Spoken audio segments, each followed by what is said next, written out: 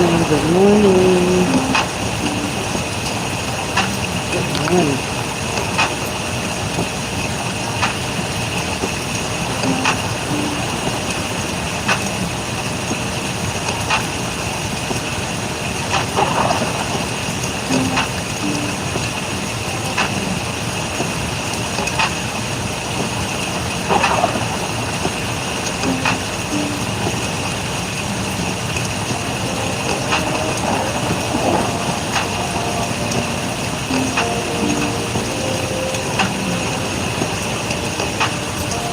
Hey, good morning, good morning.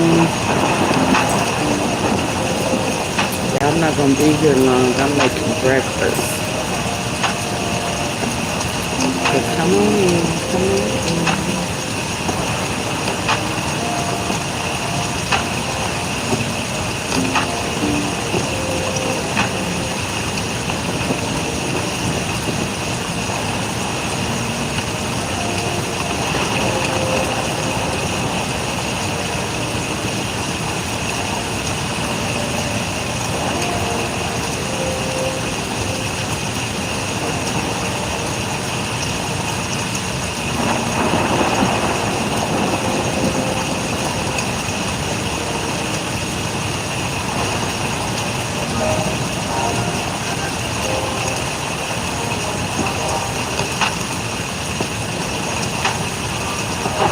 Oh, Lord, I heard some things popped off last night when I was sleeping. Getting my sound sleep, my beauty sleep, you know. Ugh, how else y'all think folks don't look their age? It's that beauty sleep, baby. Yes, indeed, haunted. Yes, indeed. So, because my tea sippers know I don't normally come in this early like this, I ain't gonna stall for too long.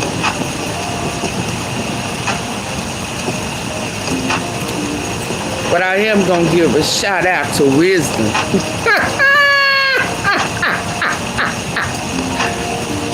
Woo, baby. Shout out to Wisdom. What is funny? Hey, yeah. I ain't gonna entertain that either. So listen. Shout out to Wisdom. And shout out to AunTeaFee for always knowing what she's looking at and what she's hearing when she hear it and she see it. Shout out to her. Y'all come on in, hit the like button. I promise I ain't gonna be here long. Tupac said, real eyes, realize, realize. Shout out Tupac Shakur, a wise man. Gotta love Wisdom. Gotta love Wisdom. Hey, Latoya. Gotta love Wisdom. Wisdom over bullshit anytime, any day. You know what I mean? I see a lot of bull crap every day. I see a lot of lies and deceit every day. So some things we just ain't supposed to continue to fall for. Ain't that the banana in the tailpipe? Huh? Tupac said, realize. Ain't his eyes pretty? Wasn't them some pretty ass eyes? They say he was a pretty handsome man. Shout out to Tupac. Shout out to Wisdom. Pac said, realize, realize, realize. Skits plays, you know, deception. But there's a karma to that. You know what I mean? There's a karma for that, for lies and deceit. Playing, not playing, White lie, black lie, little lie, big lie. Deceitful practices. Ill heart. Black-heartedness. I call that a heart condition. You know, in real life, I had to tell, well, I didn't tell them. I had to let somebody know that you're a liar and you're a manipulator. I'm talking about somebody in my real life. Mango-minded, you know, black-hearted. Yeah. How I feel on here is how I am in real life. That's how I move. What I see is what I see. What I know is what I know. I know how, you know, somebody asked me one time, baby, listen, just because I don't talk my business don't mean I ain't been through some things. I ain't seen some things. Yeah, I know how things are supposed to go. I know how to connect dots for real. This ain't no gimmick for me. That's why it's hard for me to separate things. That's why I fool with who I fool with, and who I don't fool with, I don't fool with. That's why old boy who was listening to Stan G last night, old boy done said some crazy shit, you know, because he didn't like me telling the truth. Not Stan G, his guest. You know, I had to stop watching him. I had to remove myself. Did you hear what I said? I had to remove myself from that because it was toxic, see. People create narratives and spread them on purpose. You know what I mean? Hey, no, look, girl. Yeah, I've had to remove myself from several people during this Dolph case that was trying to spread a narrative for the side in which they were on. Well, my side is the truth, and the truth will set you free. And some of them folk now having to eat that cheese. What Straight Drop say? He said he wasn't eating that street cheese. He wasn't eating that shit. Ain't that what he said? AunTeaFee, you on that? You on that today? You know, just for a little bit. Let me have it for a little bit. Is that okay? Sometimes we gotta grow up. Okay. See, people don't like the baby. They can't stand the truth. And I'm glad you said that, Michelle, because that is finna come up in this little hour. I'm finna give y'all. That is finna come up. The baby, they hate the truth, and they hate the truth teller. You hear me? They hate the truth teller, but the truth is gonna set them free. That ain't my rules. That's the Lord's rules. That's what the Bible say. A lie don't care who tell a show, don't. And a lie don't care who repeat it. Just repeating shit. Yeah. Tupac said, realize. Realize. Realize.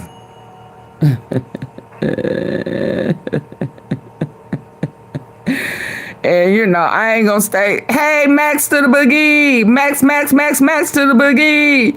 Hey, Max. Good morning. And look, I listen. I fell asleep on some bullshit. And I woke up with the same wisdom I went to sleep on. You know what I mean? Baby, please. Huh? So realize. Shout out to Tupac. Shit. So I ain't gonna prolong it because it's a couple of things. You know, I wanna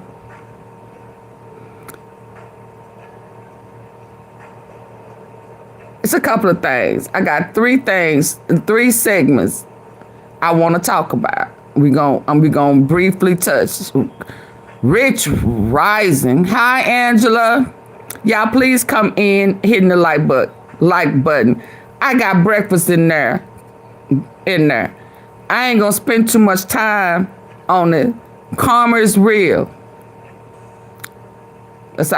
Karma is real.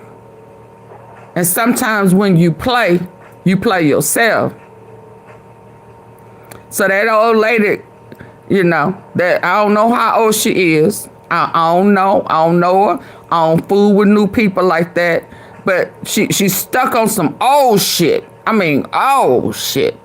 That don't hate the player, hate the game. That's so old. So don't hate the player, hate the game. Now it's don't hate the player, hate the fucking game. If you wanna amp it up to a newer version.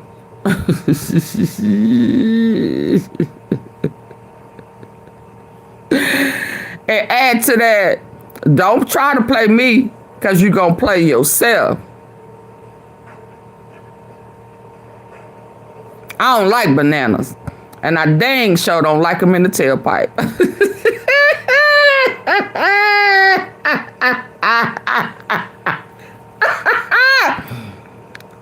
AunTeaFee, you don't like bananas? Hell no, I don't like bananas. Bananas is for apes. They for animals. They for animals. You let me tell it. Now, I love the heck out of some banana pudding minus the bananas. I love me some banana pudding cookies. Pudding and cookies. But baby, if you're gonna put some bananas in there, you better slice them so damn thin that when that hot pudding hit it, it melts. I don't want to see nothing brown that look like shit with the bananas. See, that's where, so the banana and the tailpipe stuff, no, it's a no for me. I don't eat, no, baby. Anything that start turning brown, the air would turn it brown like the color of SHIT. Oh no, it's a no for me. I ain't never like bananas. You know, my mama she one of them folk that tell you something, this is good for this is good for that. Carrots, eat these carrots, baby. Carrots make you see good. Well, why y'all got on glasses? Beets make you pretty. No, let me be ugly. You know, so she was one of them ones that had a little slogan for everything they would try to manipulate you into eating. And bananas, no, bananas is for monkeys. And I don't know how to swing on vines. Okay. So let me go before I start, because I'm hungry. And I ain't finna entertain this. But here's a guy, when I woke up this morning, who sent me some love, who showed me some love. Max, I said, hold on, let me greet my people. Y'all would know I be on 2 or 3 devices. 2 or 3 devices. What I put up here in this title? Let me see. Quick live. It's gonna be quick, y'all. Yeah. Woo! Hey, Leticia said, AunTeaFee. Woo! Thank you, precious. The lies, deceit, and karma. Hello. Wisdom, vision, toxic people, self-care, and love. I'm going to try to cover it all. Is that okay? For the morning version. Yeah, y'all know I don't do this in the morning. Like this. But let's go. On Sundays, I do sometimes, and I try to come with a sermon. I'm coming with a sermon. I'm coming with a sermon. We going to listen to wisdom tonight. Okay? Because I ain't going to play with it. I ain't finna entertain this bull crap. I got things to do, people to see, and some trips to plan. So, Latoya, thank you. You sent me some sun balloons. 500 jewels. What it do? Shout out to Latoya, baby. She come in on the gift box swinging. Shout out to my girl, my always reliable, always true to me. Okay? Max to the boogie. Thank you for the flowers. She said, AunTeaFee, I'm going to give you your flowers today. Up tomorrow, because tomorrow is not promised. Thank Thank you. Thank you. What it do? What it do? Thank you. Thank y'all. Thank y'all for the love. Let's come on. Oh, Kane Life said, hold up, wait a minute. Let me put my cane in it.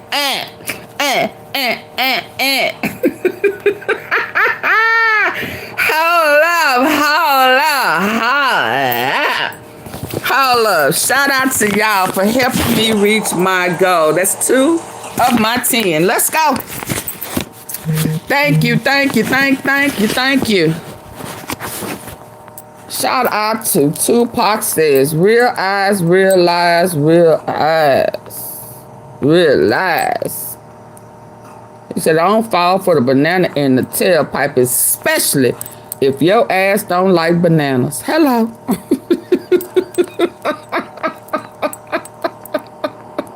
AunTeaFee, Pac didn't say that. Oh, he didn't say that. Oh, I wasn't supposed to add that part. That ain't what Pac said. Oh, okay.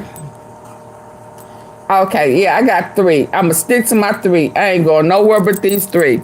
Shout out to the brother right here. Right here. Come on. Hold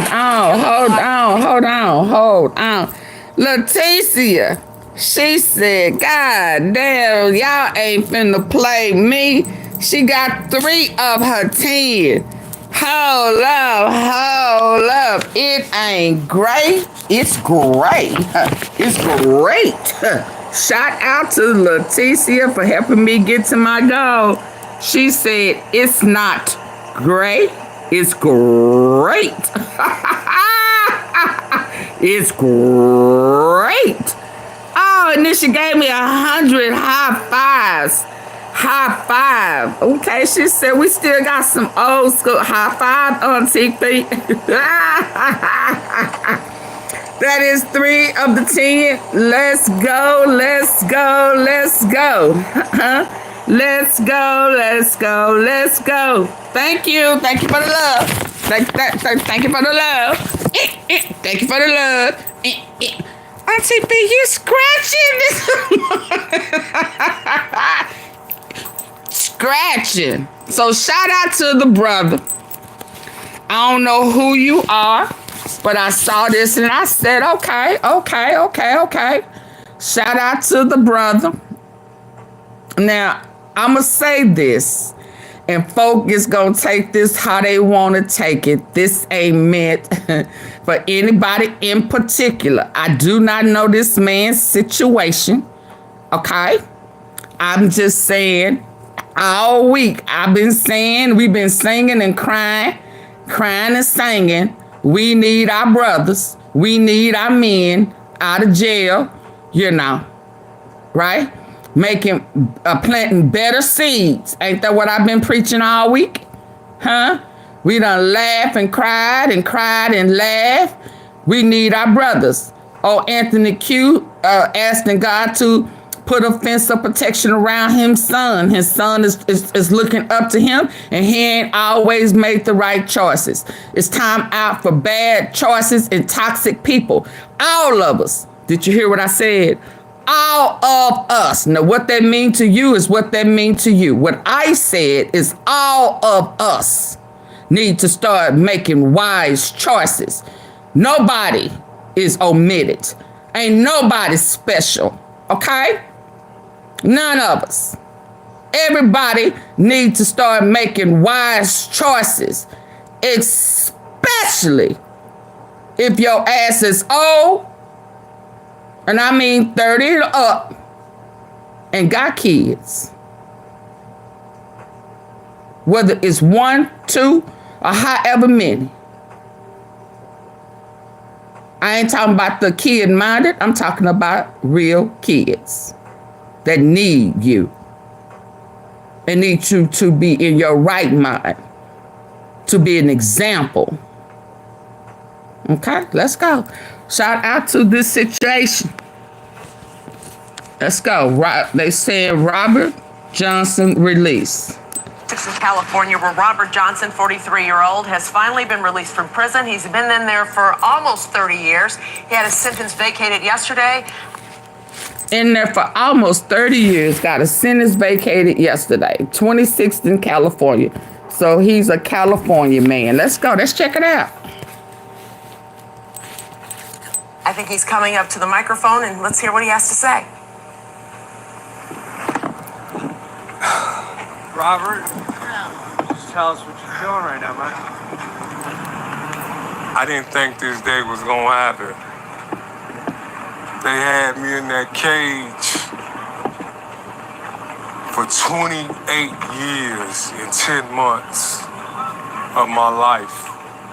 Thank you, Nola girl. For something I didn't have nothing to do. Oh. Oh. For some you didn't have no. Hold up, Mr. Johnson. I have to respectfully say that. Hold on, Mr. Johnson. But my girl, Nola girl over here, one of my tea sippers that support me, she gets priority. No disrespect, sir. No disrespect. Okay? Shout out to my Nola girl. High five. I'm getting high fives. Ain't that a group? Ain't that a singing group? What was that song? High five. Oh man, I can't remember. High five. She got me some jewels today. Thank you. I greatly appreciate it. Let me come on over here to shout her out, y'all. Nola girl. Nola girl. I want. Yeah. There we go. Nola. Okay. Oh, I'm sorry, sir. Back over to you. Mr. Johnson. Let's go. The kissing game. I was the way you kiss me. We'll play. Now that's a game we can play. The kissing game. If he the right, but hell, ain't that what happened? Maybe happened to that Clarissa girl. Maybe she kissed somebody who had positive for weed because she had a little petite amount. Yeah, but I like the way. What's the name of it? I like the way you kiss me when we're playing the kissing game. Yeah, I like. Didn't one of them go to jail for killing somebody? I said I wasn't gonna deviate. Didn't I say that? But hold on, Mr. Johnson. I'm coming back, baby. Hold on. Was that one of the ones, a singing group where they had he killed his girl for a high five? Are they out of Houston?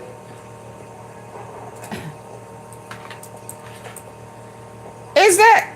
If this is right, I'm gonna have to high five my baby. I'm gonna have to high five my memory. Is that hell? They all went to jail. No, but for domestic shit, twice, baby. AunTeaFee, baby, sir, my memory. Oh yeah, my memory, baby. My memory is the bomb. I thank God for the memory he gave me. While we over here saying this a game we can play. AunTeaFee, how I loose sharp? Let's get on with it. No, a loose shoe. Did you help me reach my goal? I know you ain't popped your monkey ass up in here on a Saturday in Laquita right here talking no shit. Did you put that on a super chat, super sticker? That's what you do. You shut the fuck up. Now, if you want me to do anything, you put it on the super chat, super sticker, because you are a guest. I'm not gonna kick you out. I'm gonna give you the opportunity to pay your mouth weight, nigga. How about that? Support the platform. If not, You sit back and you wait. You don't get no special privilege. You don't get no special shout out. You don't get none. You may get cussed out today. Okay? Because AunTeaFee ain't ate her breakfast. Like I said. You mean. Huh? You see, these guests, they kill me. Today ain't today. So let me move on. For Max, come on over here and say no Laquita. Let's go. Yeah. High Five group member Ronald Neil charged with murder of wife. But I think he did it twice. He did it to a girlfriend too. Now, I don't remember that, but I know for sure he did it to a wife. Yeah. While we over here saying kissing game, hell, again, I say some folk you can't be kissing on. Because it's toxic. Toxic love.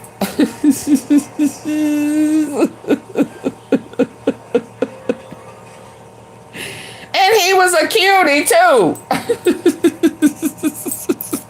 AunTeaFee. Now we're not gonna listen to the whole story. But now I'm gonna take my time because I'm gonna have to give Lulu some time to come back in and pay his mouth weight.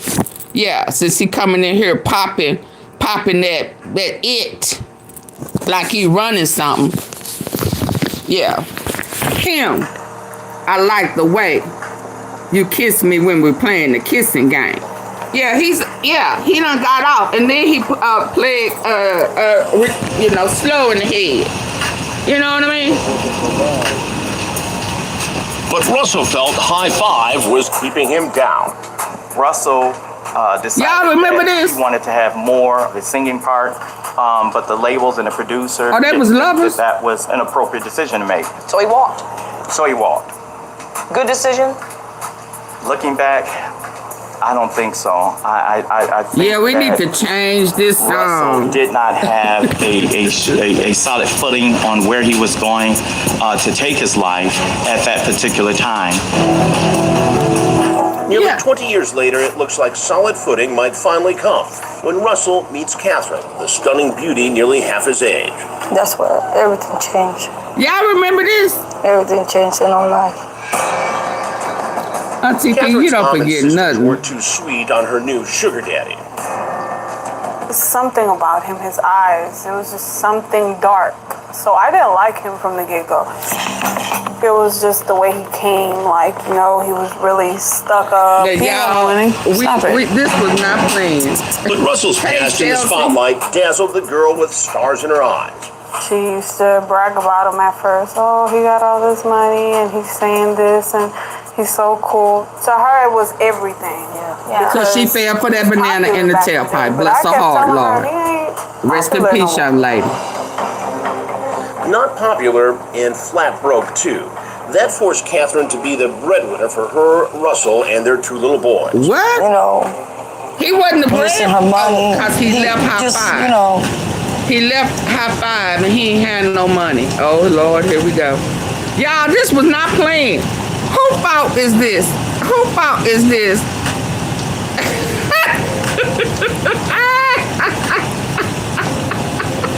How we get over here to kissing game? Latoya? Y'all can keep giving me High Five gifts, but baby, wasn't this on Fatal? Chelsea, I'm right here. It's Crime Watch. Dad, he ain't no good dad, girl. He ain't no good. Lord. Finally, enough is enough.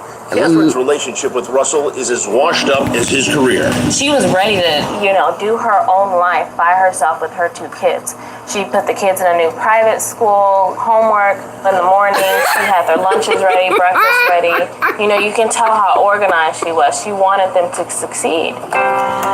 It was a new beginning. I love it when we kissing how you kiss me, the playing game. But call it mother's intuition, Mary saw something different the last time her daughter visited. When she left that day, she said, "Bye, Mom." It was kind of like when you turn the light off, it was dark. It was like she was saying goodbye, but she didn't realize what she was saying. It's an ominous premonition, and 4 days later would prove chillingly prophetic. A dedicated hi-fi fan catches a glimpse of Russell at the Houston Police Department. Oh, there you go. Somebody gonna shots of the faded superstar, who's waiting to speak to police about Catherine. He just kept saying they got in a fight and that she might need medical attention. But it's worse than that, much worse. Her mama Coming up, looked dead. paramedics bust in on a bloodbath.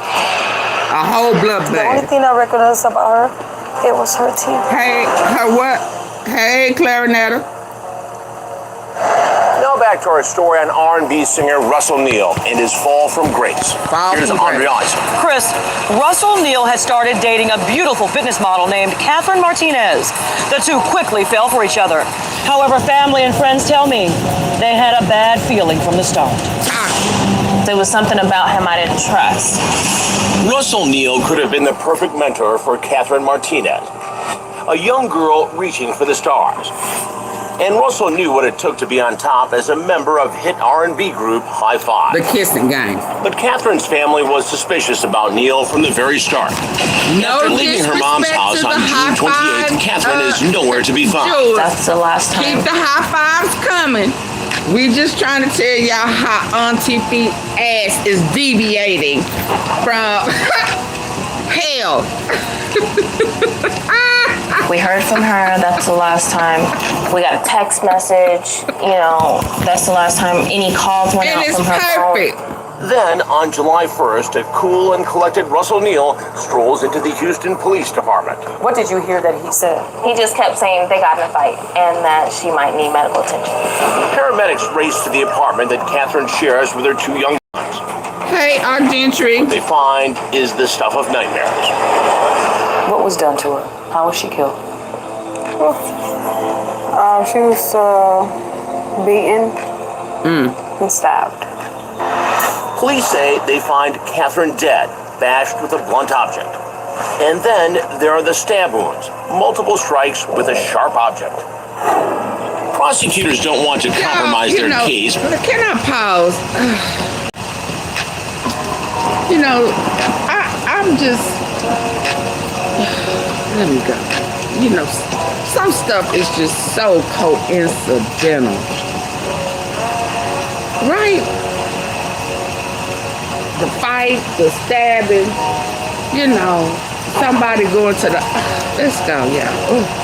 By saying what those objects are. But there's no doubt the assault is vicious. You couldn't tell it was her. You couldn't? No. And I was just hoping they had the wrong person. Because it didn't look like her. I mean, we all know she was beautiful. But it didn't look like her at all. Wow. This was savage. It was. Overkill. It was overkill. And the ultimate low note to the horror, the sisters say Catherine's little boys are right there, locked in a room just feet from the ferocious attack. And their mother's brutally beaten body. They heard her screaming for her life. Yes. Her little boys. Yes. They were there. They were there. And I believe one of them walked out because he talks about it. He has nightmares. Yes. He said Dad had blood on his shoes, and Dad told him it was ketchup. Oh, wow. At the county morgue, Catherine's mom is faced with something no mother should ever see. He told that child it was ketchup. What did you see? It was, you couldn't recognize. The only thing I recognized about her, it was her teeth, her mouth, her, the way she would smile. That's what I recognized from her. Her own daughter dead for days. Her heartache and rage all focused on one person. Did you immediately think of Russell? Yeah. Without question? I already know it was him. Y'all, mental health is real. He turned himself in. This is how to get jail fast. Well, at if least you want to drop himself this, in, but he already had a skit you in might the think scheme. this would take.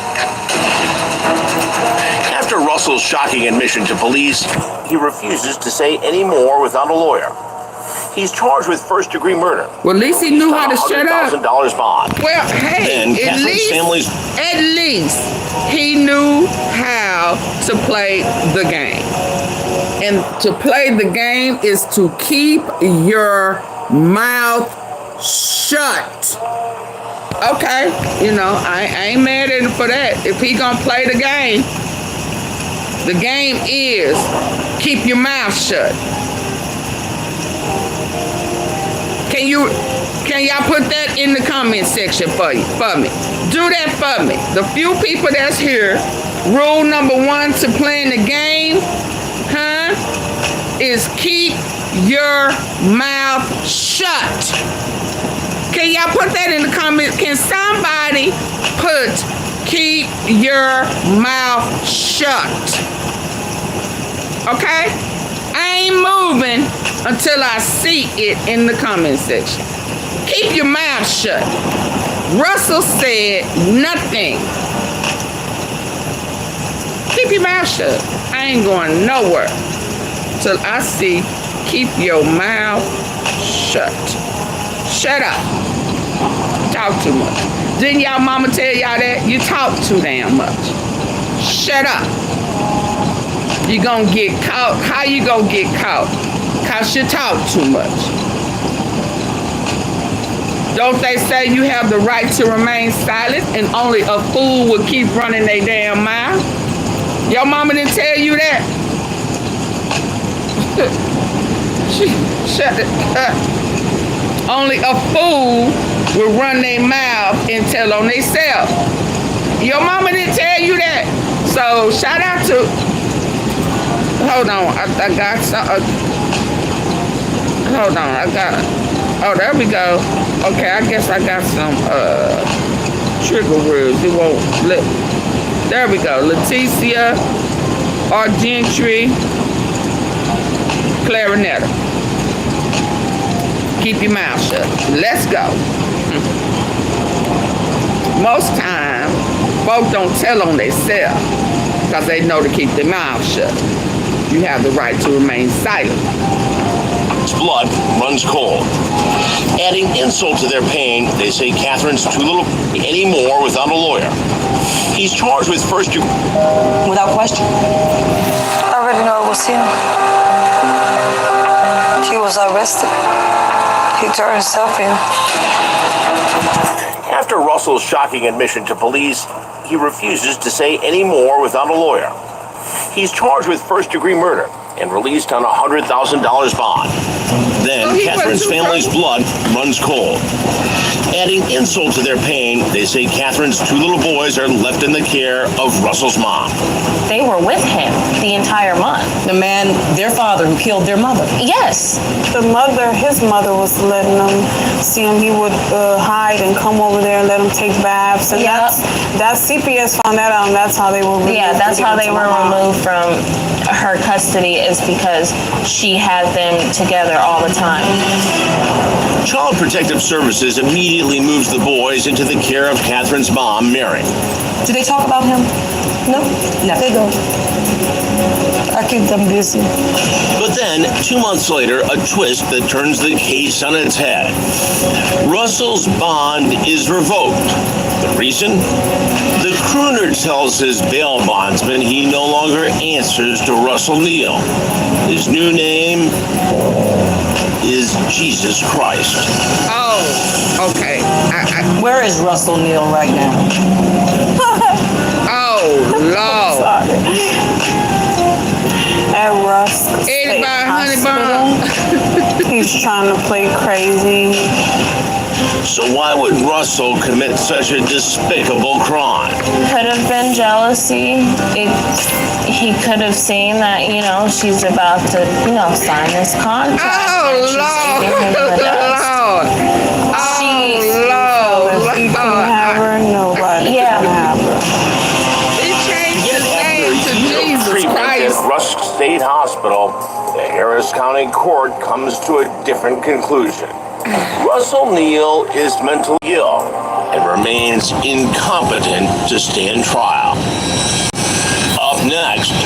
You weren't incompetent when you were spending her money. Is Russell Neil now off the hook for murder? He's not crazy. No. He's not. He acting.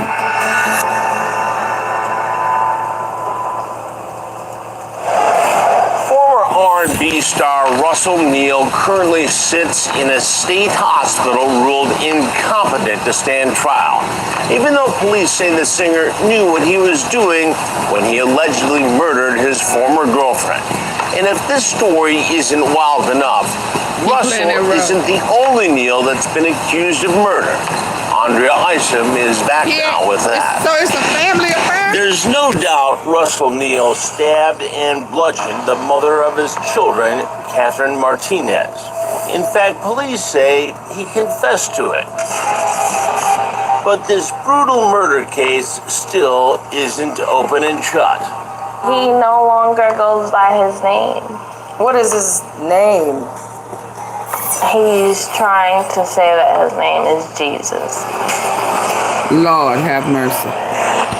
Russell's committed to Rusk State Mental Hospital, where doctors declare him mentally ill and incompetent to stand trial. Catherine's family says he's crazy like a fox.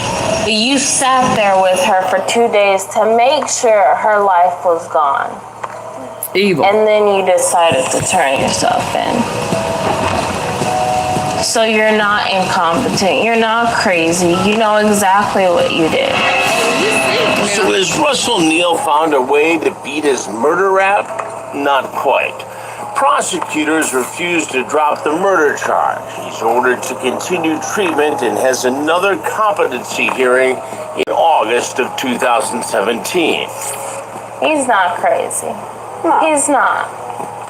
She's gonna get justice. Drugs? Alcohol abuse? Mental illness? I had not known any of those things to exist yet with Russell. I don't know where this person that we now sitting. Gentry, you saying Diddy got a hold of that ass and hooked him up in the head. That's what you trying to say with that Diddy. Diddy did Russell, and he ain't the same no more. Kind of like Tevin Campbell. Kind of like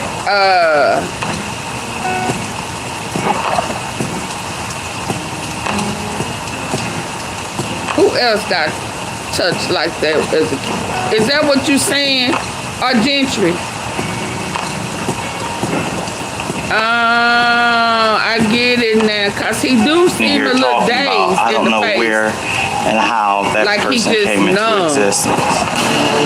While Catherine's heartbroken family sifts through the wreckage of what Russell did, they wonder, should they have seen this coming? Got it. Maybe so, and they didn't have to look far. We don't hear many good things about that family as a family affair. So somebody in his family, they have a history of this type of shit. Let's go back a little bit. AunTeaFee, you said you wasn't gonna do this. I did, didn't I? I did, didn't I? I am so sorry. But this is what happens when you try to get in there. Russell's case has an incredible and similar backstory, starring Russell's younger brother, Ronald, and a young, beautiful mother of two named Stevani McGee. Well, everybody knew Stevani. You know, she was very popular. I knew it was more than one that had died. So pretty. Pretty? Yeah. kind, Yeah. beautiful inside and out. Inside and out. At age 29, Stevani settles down with a boy she's known since junior high, Russell Neil's younger brother, Ronald. But just like Russell, Ronald doesn't make the best first impression. I didn't really care for him. Why not? Seemed like a very mean person. Angry person all the time. You know, he thought he was more than what he was. A narcissist. You know, because his brother was, you know, a part of, you know, so many graveyards on The this family's day. doubts followed the couple all the way to the altar. The day we went to pick out her wedding dress, I asked her, why Ronald? You did. She says, I love him. I said, I'm like, Tina Turner, what's love got to do with it? Absolutely. I feel like she could do better. Welcome to the family. That was my speech at the reception because I was Stevani's, matron of honor. I told him, you take care of Stevani, we'll treat you just like family. It's just months into the marriage when the misgivings grow into regret. She just got tired of him because, his mom, was basically paying his way. Stevani's working. Oh, but wow. His part, his mom would always help him pay his. Then the family finds out it's even worse than they thought. She had started telling me stuff like bits and pieces of things. Like what? Like, how he would jump on her and lock her up in the closet and put the little belt one time and with a belt buckle. She wouldn't hardly ever wear makeup, but if she put on makeup, she was hiding something, a bruise or a black eye or something. Then in late 2007, Ronald takes his abuse to a terrifying new level. After a reported wild night of booze and cocaine, Ronald attacks Stevani. The 200-pound brute knocks his wife to the ground, straddling her and spraying her face with disinfectant. Police take a report on Stevani's injuries, and Ronald is charged with assault. She was done. Yeah, she was done at that point. Tragically, Ronald's not finished with her. When he found out that she had filed for divorce and he had took some TVs, computers and stuff like that, and he left. And he called me that same day. They said, yeah, this divorce ain't gonna be easy. And it's not. The divorce turns deadly. Thursday morning when I turned my phone on my way to work. High five, high family. I had hey, this Granny. phone call from Ronald. And I hello? Did he do his brother too? This is what he told me. Bitch, get your black dress ready because I'm finna kill this bitch. Oh, wow. On the very day Stevani's divorce is filed, Ronald makes good on his promise. I tell no one what. Why folks just can't? He broke into my mom's house. The horror starts with a chilling 911 call from Stevani's 10-year-old son, saying his stepdad has smashed his way into their home. Now, y'all, let's be clear. This was not planned. When I say this was not planned, this was not planned. We are here because of my gift.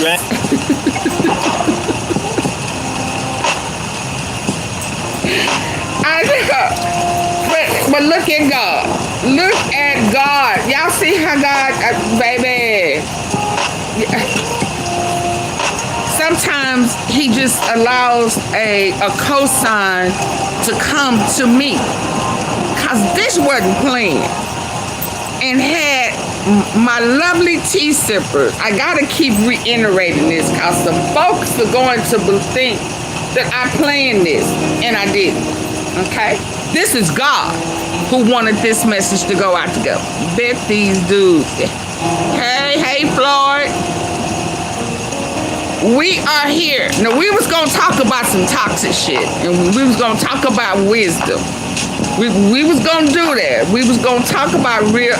But how we are here with this story here is because my lovely tea sippers blessed me with that gift box down there with high fives. And we went to singing the song. And then I remember, ain't that the group? Ain't that guy? That song while we up here singing the kissing game. Didn't he kill?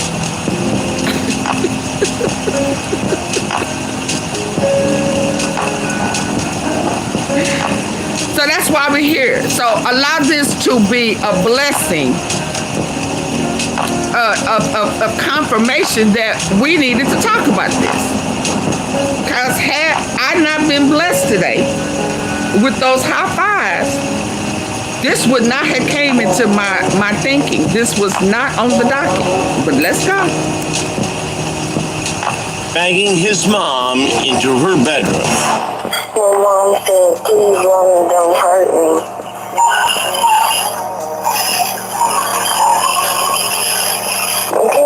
Please, Lord, she crying. I know, they're coming, okay? Bless this baby's heart. They're gonna be there in just a minute. The terrified boy pleads for help over his mother's blood-curdling screams. She's screaming louder. I hear our mama trying to get out the room. She's banging on our door and she's screaming loud. Then the call cuts off on a terrifying note. Hello? You shot her. Wow. Rescuers might have a small window of time to save Stefani. But first, they've got to get past a madman with a gun. Ronald has barricaded himself inside. That was his whole plan the entire time, was to sit there and let her bleed out. Next, Ronald planned it to the T. An enraged killer tries to run out the clock. Ronald told my husband, you can't save her now. You're not here to save her. And we go searching for the ties that bind two bloodthirsty brothers now behind bars. Once we arrived in this Texas prison, everything changed. Long before R&B singer Russell Neil faced murder charges in the death of his girlfriend, his brother Ronald faced similar charges. Andrea Isom is back with the troubled life of the Neil brothers.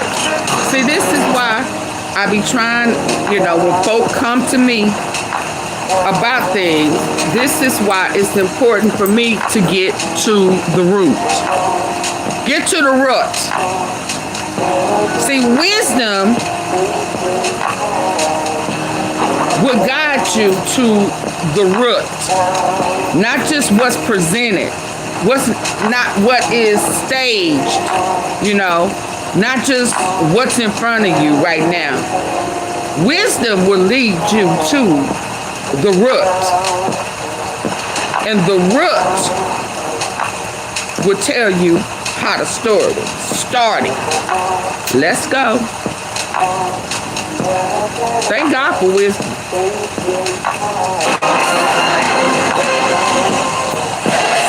Long before R&B singer Russell Neil faced murder charges in the death of his girlfriend, his brother Ronald faced similar charges. Andrea Isom is back with the troubled life of the Neil brothers.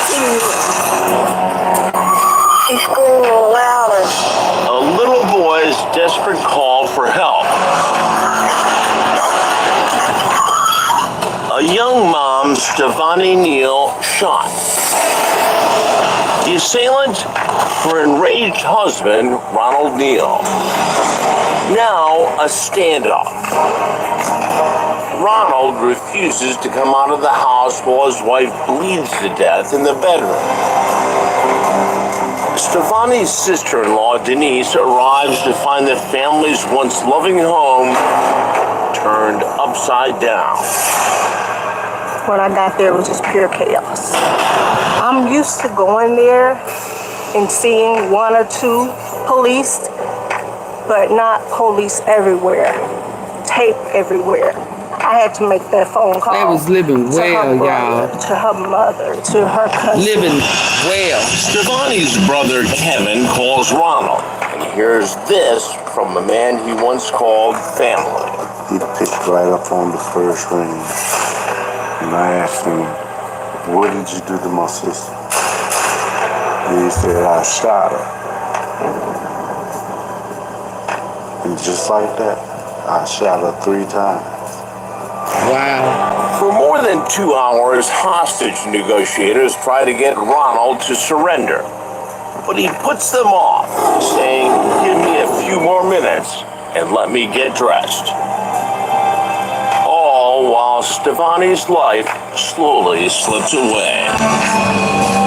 So you just gonna let her sit there? You're not gonna let them come in there and help my sister? No. Oh, wow. I'm not. So that was his whole plan the entire time, was to sit there and let her bleed out. The SWAT team can't let that happen. They rush in. Ronald. So that was his whole plan the entire time, was to sit there and let her bleed out. He had a whole plan. The SWAT team can't let that happen. They rush in. Ronald fires 2 rounds at police. He misses and thankfully runs out of bullets. When they did enter through the door, well, he had already used his last bullet. And so I guess they didn't shoot him because they realized that the slide was back on the gun and there was no more ammo in the gun. Rescuers move Stevani to the front yard to administer CPR. Tragically, it's too late. We was on the highway and we got the call. Stevani's cousin Nisi is racing to the scene with Stevani's mom. They get the terrible, fatal news. When she got the call, she just like started screaming. I'm so sorry. Domestic violence is She real. started screaming. She said, mental health she is didn't make real. it. Mental health, domestic violence is real. Mental health is real. Generational curses are real. All of them are toxic.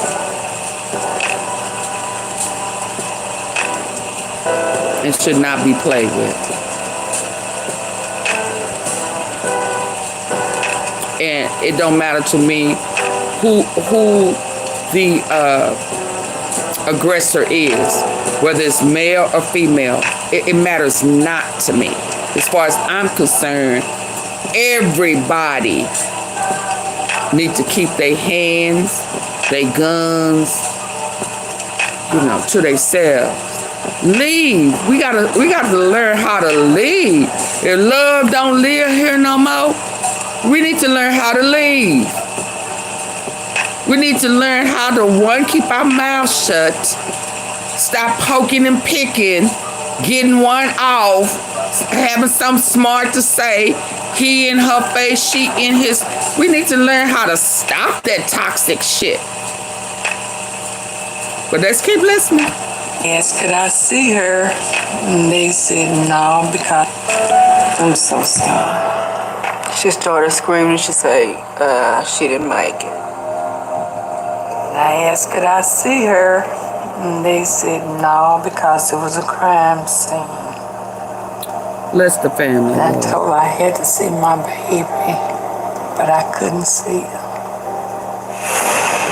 Ronald Neil is dragged from his hiding place and arrested for murder. Hiding place? The Arlington police have a lot of questions for the crazed killer, but the first thing the heartless woman wants is to talk to his mom. Arlington? Why do you need dragged from his hiding place and arrested for murder? The Arlington police have a lot of questions for the crazed killer, but the first thing the heartless gunman wants is to talk to his mom. Why do you need to talk to your mom? Just make sure I'm doing the right thing. Okay. I'm sorry.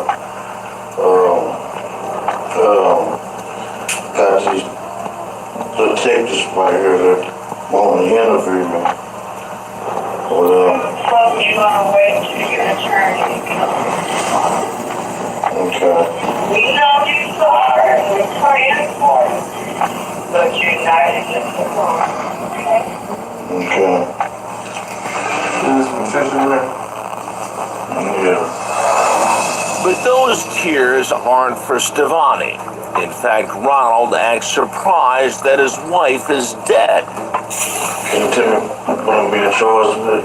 Yeah, you're being charged with, for right now, murder and 2 counts of attempted capital murder. Murder? Yes. She didn't die. Yes, she did. Huh? Yes, she did. Oh, no. Ronald claims insanity. He tried to plead insanity. Oh, Lord. He tried to do everything. He tried to plead insanity. He tried to plead crime of passion, but I told the DA, no. I'm not going out like that. Before the mental illness defense can be tested in court, Ronald makes a surprising turnaround. When he pled guilty, what went through you? He punked out because he didn't want to face the truth of what that jury was going to give him. If Ronald Neil thought the judge would be lenient in his sentencing, he was wrong. The judge gave him 80 years, and, you know, in Texas, that's basically equivalent to a life sentence. Neil thought the judge would be lenient in his sentencing, he was wrong. The judge gave him 80 years, and, you know, in Texas, that's basically equivalent to a life sentence. So that was Arlington. Hold on. So that happened in Arlington. Stevani's cousin Nisi still doesn't think it's enough. Now, Texas, that's the sentencing, he was wrong. The judge gave him 80 years. So this was Dallas counties. It's Arlington. The Arlington is Terran. Okay, so they just. So this wasn't Arlington. Crash out. And, you know, in Texas, that's basically equivalent to a life sentence. He'll have to serve 30 before he's eligible for parole. Stevani's cousin Nisi still doesn't think it's enough. Life in prison. He can still, his family can still see him. We can't see Stevani. What would you have chosen for him? Give me a gun and let firing me shoot squad. him. Yeah. Let his family feel our pain. Now the question, was Ronald's case a blueprint for murder for his brother Russell, who confessed to killing the mother of his two kids 6 years later? Did he call his mama and asked her to? I can't believe this has happened again in the same family. Yep. I'm like, what is wrong with them? Generational curses. The similarities between the two, eerie and scary. Very. Where they daddy? Russell is still holding on to the insanity defense while being evaluated in a mental facility awaiting trial. We scheduled an exclusive sit-down interview with his brother Ronald Neil behind bars. We wanted to know, see why I like getting to the root? Where they daddy? What's in them? What did they see as kids? What's really going on? Where did this come from within them? How you a grown ass man calling your mama's unless your mama's an attorney? Hell, you should have already known to keep your mouth shut. But you picking up the phone, popping out. And then you gonna try to act like you crazy. You picked up the phone, you talked to that woman's brother and said, yeah, I did it. Like, and what? What you gonna do? You know, type shit. So you was running your mouth. And running your mouth got you 80 years. Let's go. They mom is suspect. Convicted murderer tell us anything to help understand what drove his brother Russell to kill Catherine. much in the same way he murdered his wife. The blueprint. But just minutes But who was the before originator of the interview was set blueprint? to begin, all bets were suddenly off. When Ronald Neil got word that we were on prison property, he refused to come out of his cell, even though he had previously agreed to do an interview with us. And after a lot of talking back and forth between the wardens and other prison personnel, he still did not budge. But Ronald had someone deliver this letter to me, which reads, I, Ronald Neil, do not want to participate with the media interview in any way at this time. Hey, Daryl. With Ronald now tight-lipped, Crime Watch Daily paid a visit to Russell and Ronald's parents in Waco, Texas, to see if they could shed some light on their two sons. To date, they have not responded to our request for an interview. His family, have they ever tried to reach out to you to offer condolences, to apologize? No. Surprise you? Why not? It just doesn't. That's just their way. Black-hearted. Evil-hearted. Until the former pop singing sensation Russell Neil goes to trial, any kind of justice in Catherine's case is put on hold, leaving two grieving families to pick up the pieces while sharing these words of warning. Just listen and be there for your family. Pay close attention. Don't ignore it. Wow, play. I'm gonna pause right there. I'm gonna end this segment right there. She said, play what? Pay what? Close attention.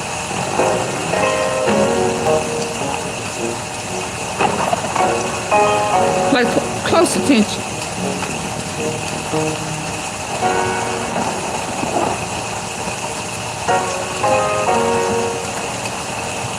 Family, pay close attention. Okay, I'm gonna move on because I done spent an hour. I'm supposed to be finishing up right now. I am supposed to be finishing up right now. So, Mr. Johnson, I'm sorry, baby. I think that you was falsely in prison.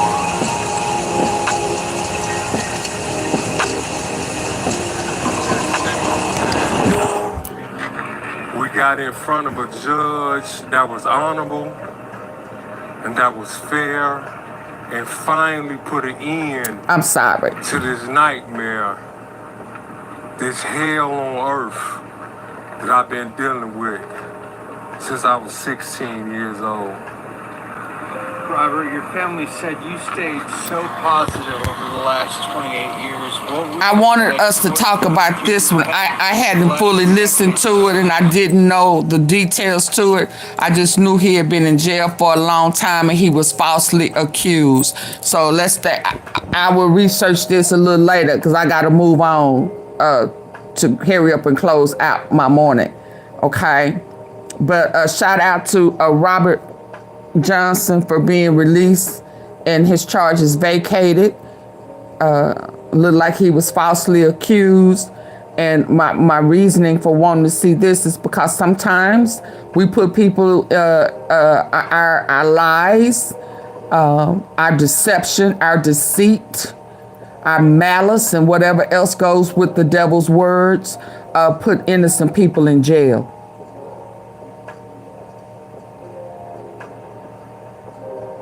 Yeah, I'm gonna leave that right there. I ain't saying I'm just saying, take my words for taking my words. Don't add nothing to them and don't take nothing away. I said sometimes our actions, our deceitful practices put innocent people in jail. Now, I don't know if you're innocent or not. I'm just telling you what happens sometimes.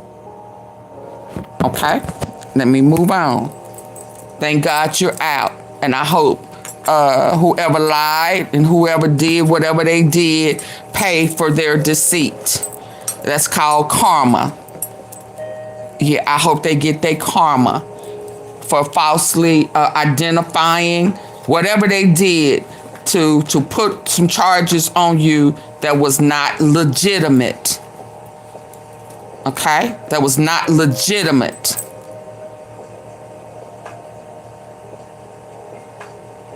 Yeah, but let God do what God do. Don't put it in your hands. Let God do what God do. See, karma it's not. It's vengeance when we do it. It's karma when God do it. Let karma do its job and serve it the way it's supposed to be served. Let's go. AunTeaFee, we didn't know you was gonna come this way today. Yeah. I don't have to say nothing, boo. I don't have to say nothing. I don't have to say a word. All I do is have to tell the truth. The truth will set you free. Let me get to my last little point. And who said it? Somebody up there earlier said it. They hate the truth. They hate the truth. The truth will set them free, though. I'm not gonna set you free. But the truth will set you free. Thus saith the Lord. Your truth is dangerous to those who live in deception. Can I get somebody to put that in the comments? Something similar to what I just said. The truth is dangerous to those who lie. Okay. Y'all ready for the last part? We ready? T-sippers, are we ready? I need some thumbs up or some ones or something because I don't see no movement in my chat. Are y'all still with me before we go on?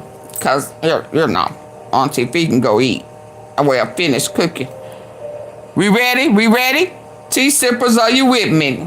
Come on, yeah. Oh, yeah, we said petite ain't going up. Move your hips now when you say it.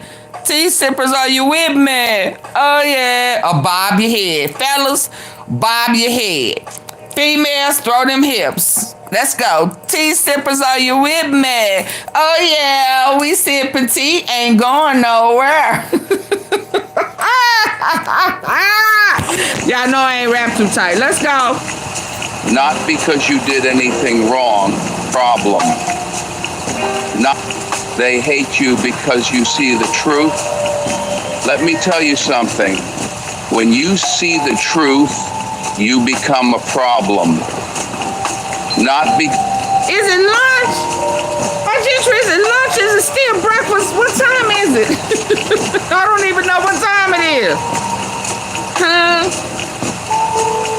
Let's go.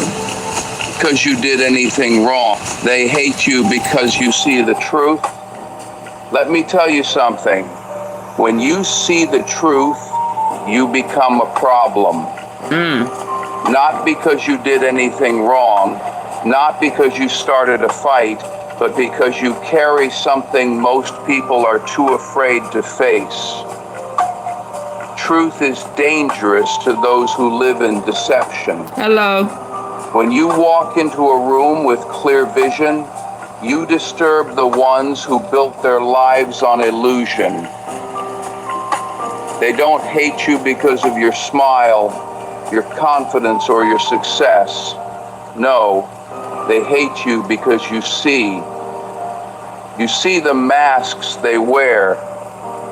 You see the lies they tell themselves. You see the manipulation, the hypocrisy, the fear they try to hide. And that terrifies them. Because the moment you recognize the truth, you can't be controlled. You can't be fooled. You can't be led astray. Ooh. Can we pause and play that one more game? Can I hear that with my good ear?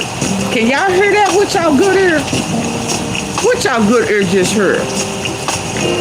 Oh Lord, oh Lord, oh Lord. Did y'all hear that? Put me a plate up. I'm 9 hours away. recognize the truth. You can't be controlled. You can't be fooled. You can't be led astray. There are people in your life who despise you, not because you hurt them, but because your presence exposes them.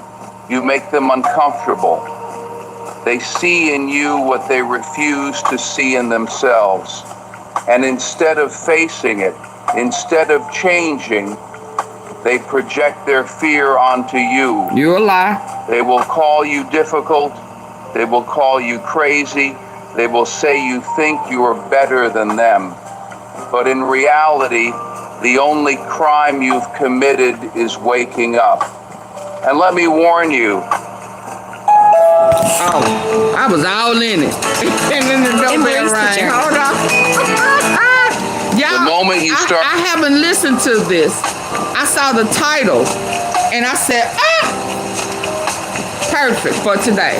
I ain't even heard it. But let's go. Let's go. Let me back that thing up. Let's put that butt cheek. Put that arch in that back and back that thing up. Put that arch in the back and back that thing up. Let's go. Led astray.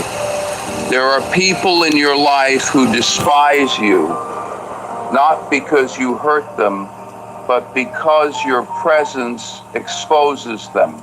You make them uncomfortable. They see in you what they refuse to see in themselves. The truth. And instead of facing it, instead of changing, they project their fear onto you. They will call you difficult. They will call you crazy. They will say you think you are better than them. But in reality, the only crime you've committed is waking up. And let me warn you, the moment you start to walk in truth, you will notice people begin to distance themselves. Bye. They'll say you've changed. Absolutely. They'll say you're different. Absolutely. But what's really... That means that some good seeds have been planted. When you start reality is when you start moving different, seeing different, talking different, calling things what they really are. Stop lying and manipulating yourself and stop allowing people to lie to you and manipulate you. Then you will learn to deposit good seeds. Let's go. But in reality, the only crime you've committed is And let me say something about that. Don't be mad at me because God created me for who he wanted me to be. So you ain't mad at me. You mad at God. You mad because God didn't give you this wisdom. You mad because God didn't give you this vision. You mad because God did not plant in you what he planted in me. Let's go. Waking up. And let me warn you, the moment you start to walk in truth, you will notice people begin to distance themselves. They'll say you've changed. They'll say you're different. But what's really happening is that they can no longer pretend in front of you. Absolutely. You are a reminder of what they refuse to acknowledge. Some will try to silence you. Some will try to break you. Some will try to pull you back into their darkness, but don't you dare let them, because truth is power. And God didn't give you clarity just for you to hide it. He didn't open. Truth is what? Truth is what, T-Sippers? Truth is what? Truth is power. The truth will set you free.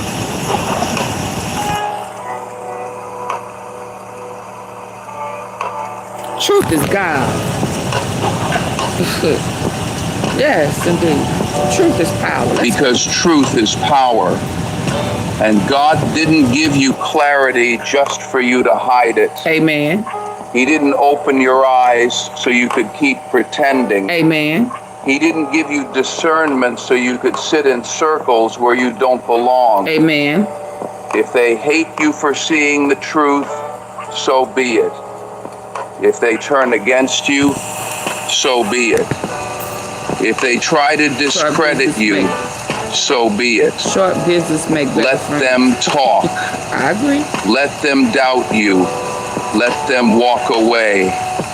Because you are not here to fit into their deception. You are here to rise above it.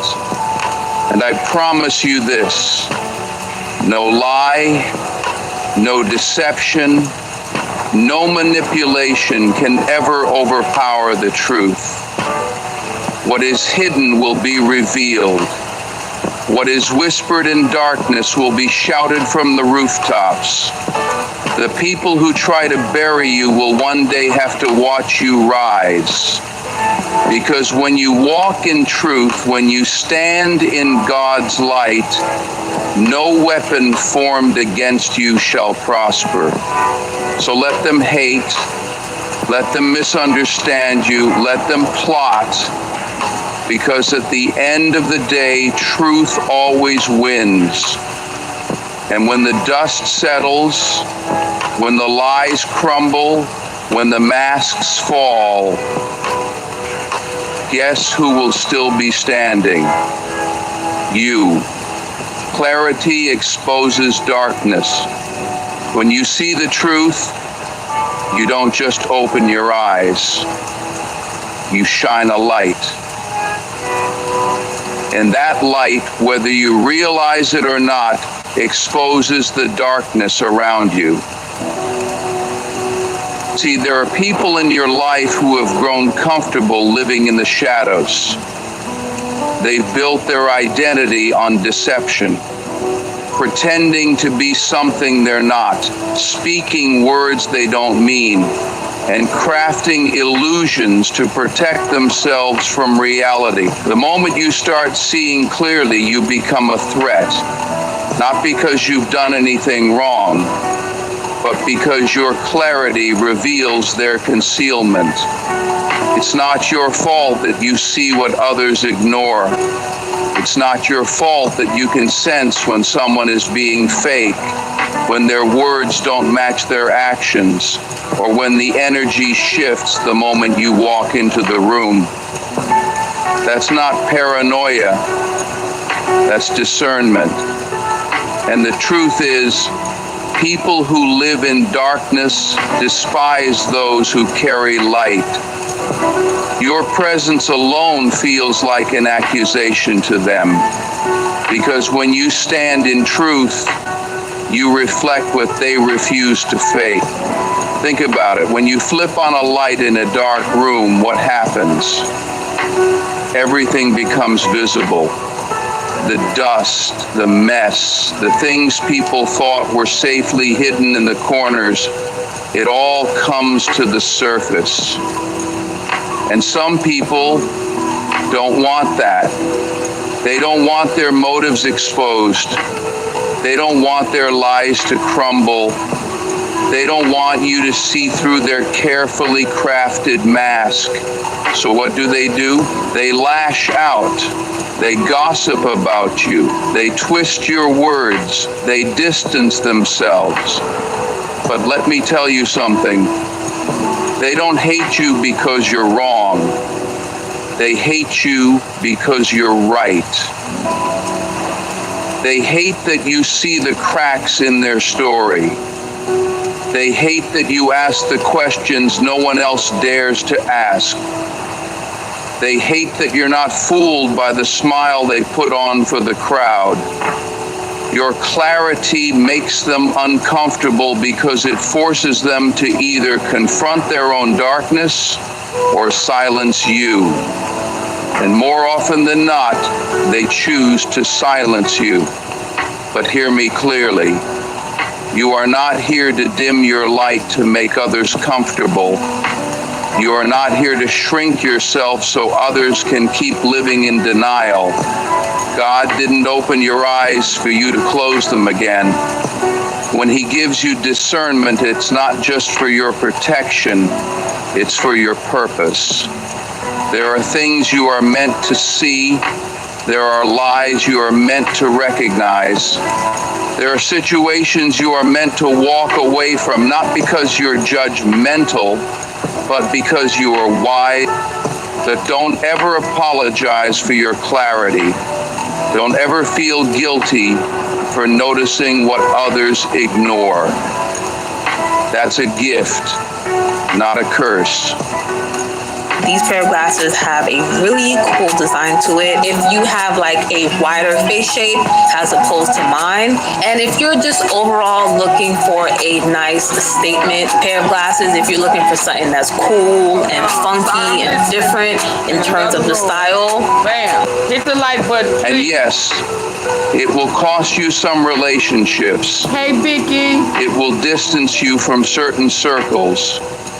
But what you lose in people, you will gain in peace. Oh my God. Because let me from certain circles, but what you not a curse. And yes, it will cost you some relationships. It will distance you from certain circles. But what you lose in people, you will gain in peace. Amen. Because let me tell you, peace comes from walking in truth. Ooh, Paul.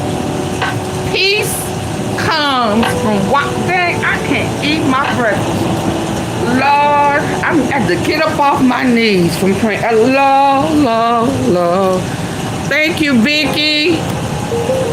Oh my God. Let me back that up a little bit. Peace, Lord. Peace comes from walking in truth. Amen. I'm going to just leave that right there.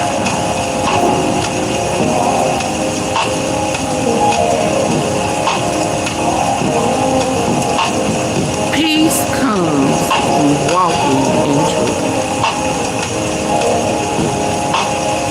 Y'all don't block our gentry. I understand what he's saying. He's not being disrespectful. So don't leave our gentry alone. I'm just saying, ain't nobody touched him, but I know somebody can misinterpret what that is. But I know what you're saying. You saying, get the gun. Shut your face. I get it. Some people don't. Let's go. But what you lose in people, you will gain in peace. Because let me tell you, peace comes from walking in truth. Peace comes from no longer pretending. Peace comes from knowing that you don't have to play along with someone else's deception just to fit in. The more clearly you see, the stronger you become. Amen. The more you recognize what's real, the harder it is for anyone to manipulate you. I agree. So if your clarity makes them uncomfortable. So when you stop playing,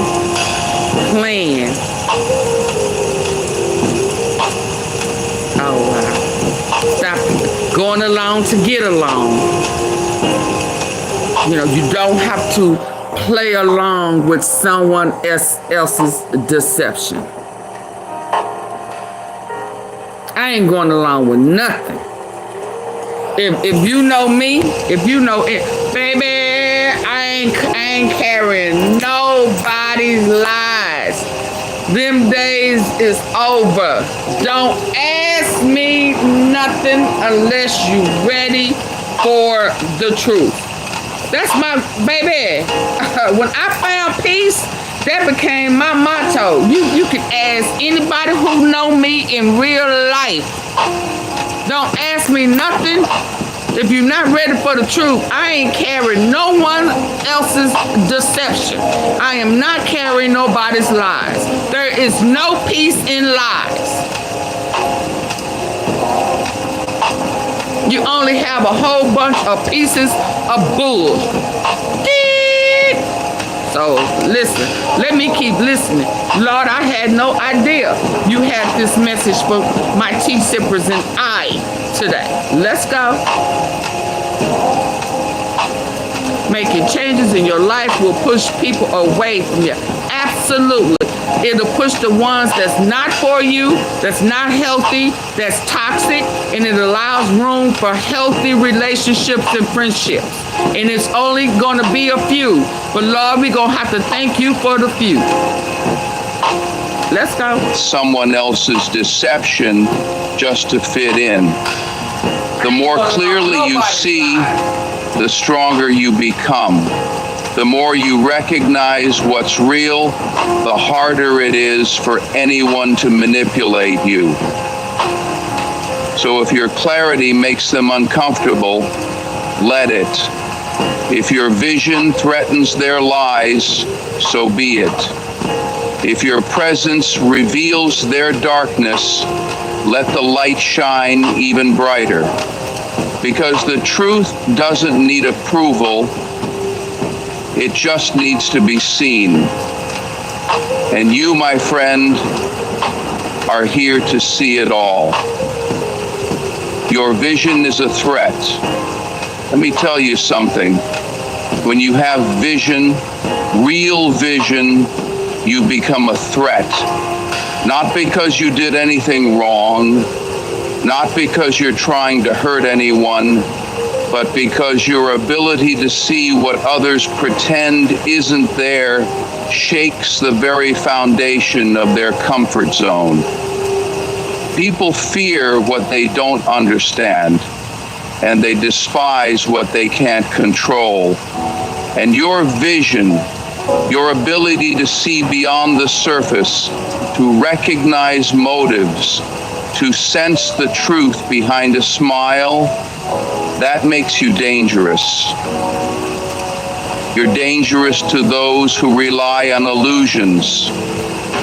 You're dangerous to the ones who build their lives on lies. Because your presence, your awareness, becomes a silent reminder of everything they don't want to confront. You see, when you have vision, you start to notice the games people play. You pick up on the manipulation, the hidden agendas, the subtle digs disguised as jokes.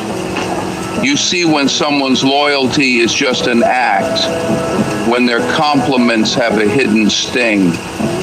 And the problem is, they know you see it too.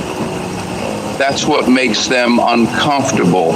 Not just that you see the truth, but that you refuse to pretend like you don't. Understand this, some people are perfectly fine with you until you wake up. They liked you when you were blind. They liked you when you went along with the lies. They liked you when you laughed at their fake stories, supported their false narratives, and clapped for things you didn't believe in. But the moment you start to see, really see, they shift. Suddenly, you're too serious. Suddenly, you're too sensitive. Suddenly, you're the problem. But let me make this clear. You are not the problem. Your vision is. And that's because people who live in darkness hate those who carry light. When you have vision, you disrupt their comfort. You expose the cracks in their stories. You make it hard for them to keep lying to themselves. It's not that they hate you, they hate what you represent. You represent the truth they refuse to face. You are using apple cider vinegar the wrong way. If your goal is to lose belly fat, you need to use it the right way. Guys, I discovered a way to turn apple cider vinegar into something even more powerful than those Manjaro pens. Seriously, when you take it the right way. And what do people do when they feel threatened? They attack. They discredit you. They twist your words. They question your motives. They tell others you refuse to face. You make it hard for them to keep lying to themselves. It's not that they hate you, they hate what you represent. You represent the truth they refuse to face. And what do people do when they feel threatened? They attack. They discredit you, they twist your words, they question your motives, they tell others you've changed as if growth is a crime. They want to pull you back into blindness because as long as you can't see, you can't challenge their lies. But hear me when I say this. Never shrink your vision to make others comfortable. Don't close your eyes just because the truth makes them uneasy. God gave you sight for a reason. He opened your eyes because there's a path you're meant to walk, a purpose you're meant to fulfill.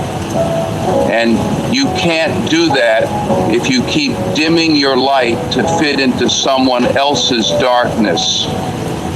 Yes, your vision will cost you some relationships. It will pull you away from circles you once felt safe in. It will separate you from people who only loved you when you were blind.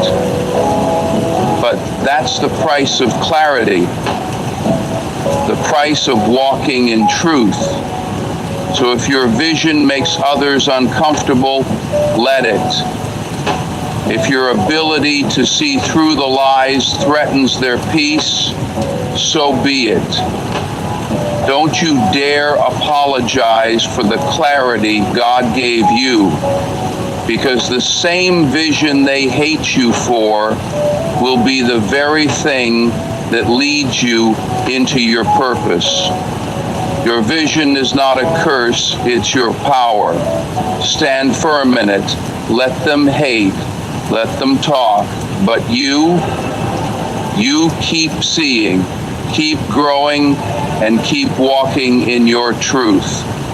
Isolation is a sign of strength. Let me tell you something.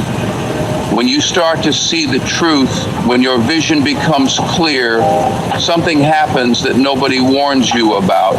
You find yourself alone. People pull away. Conversations get shorter. Invitations stop coming. And at first you may wonder, what did I do wrong? But hear me when I say this. Your isolation is not a sign of weakness. It's a sign of strength.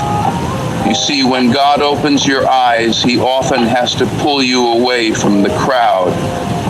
Not because you're being punished, but because you can't move forward while being surrounded by people who are comfortable living in deception. The truth has a way of separating you, not just from people, but from environments, habits, and mindsets that no longer align with who you're becoming. It's not... I'm sorry, y'all. I had to step away. I'm in the kitchen. Bear with me. I'm going to back this thing up. I'm going to make sure I got some juice. Yeah, I still got some juice. Thank you. Oh, okay. I got some love. I got some love, y'all. Lord have mercy. This is something. This good. AunTeaFee, you can't get it out. No, I can't get it out. This right here is meat and potatoes. This right here is good stuff. It's good eating. And the hell, I ain't even ate. It's 11. Thank you, Latoya, for the Sundays. I'm back now. Hold on, y'all. So I thank you, Kane Life. Y'all, I got 5 of my 10 goals. Thank you. I think this is the most I've reached. Thank you for the message this morning. You are so very welcome, Kane Life. Thank you for your support. Thank you for listening. Thank you for chiming in. Thank you for having that star by your name. Thank you. I greatly appreciate it. Y'all know AunTeaFee love them stars, don't she? She love them stars. Thank you. And Latoya, you sent me some jewels down here.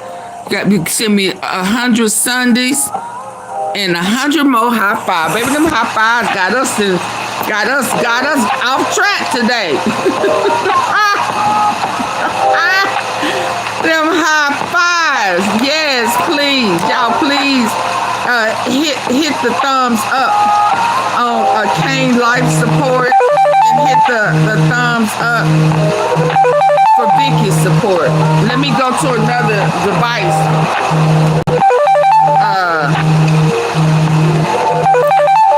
Here I come. Okay, Latoya. Thank you. Yeah. Them high fives got us way over there. Playing the kissing game. Let's go. I'm back. Let me go flip these over medium. Well, hell, they over hard now. Let me go flip them eggs. Let's go. Look where I walked in. Oh, hell, is this the devil's playground? What did I do wrong? But here, okay, so this is where Lord the devil is dark.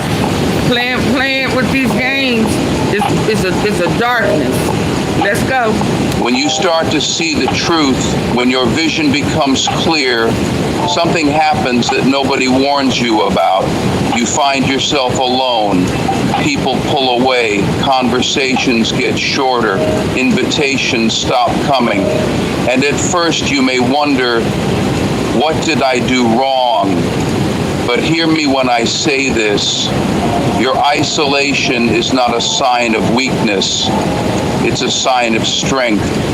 You see, when God opens your eyes, he often has to pull you away from the crowd. Not because you're being punished, but because you can't move forward while being surrounded by people who are comfortable living in deception. The truth has a way of separating you, not just from people, but from environments, habits, and mindsets that no longer align with who you're becoming. It's not that you've changed for the worse, it's that you've grown beyond what they can understand. Your silence becomes offensive to those who thrive on drama. Your distance feels like betrayal to those who relied on your blindness to control you. They don't miss you. They miss the version of you that tolerated their lies. Understand this.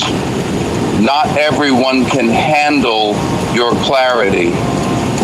When you start to see the manipulation, the false loyalty, the hidden jealousy, you can't unsee it. You realize that some of the people you thought were for you were really just using you, and that hurts.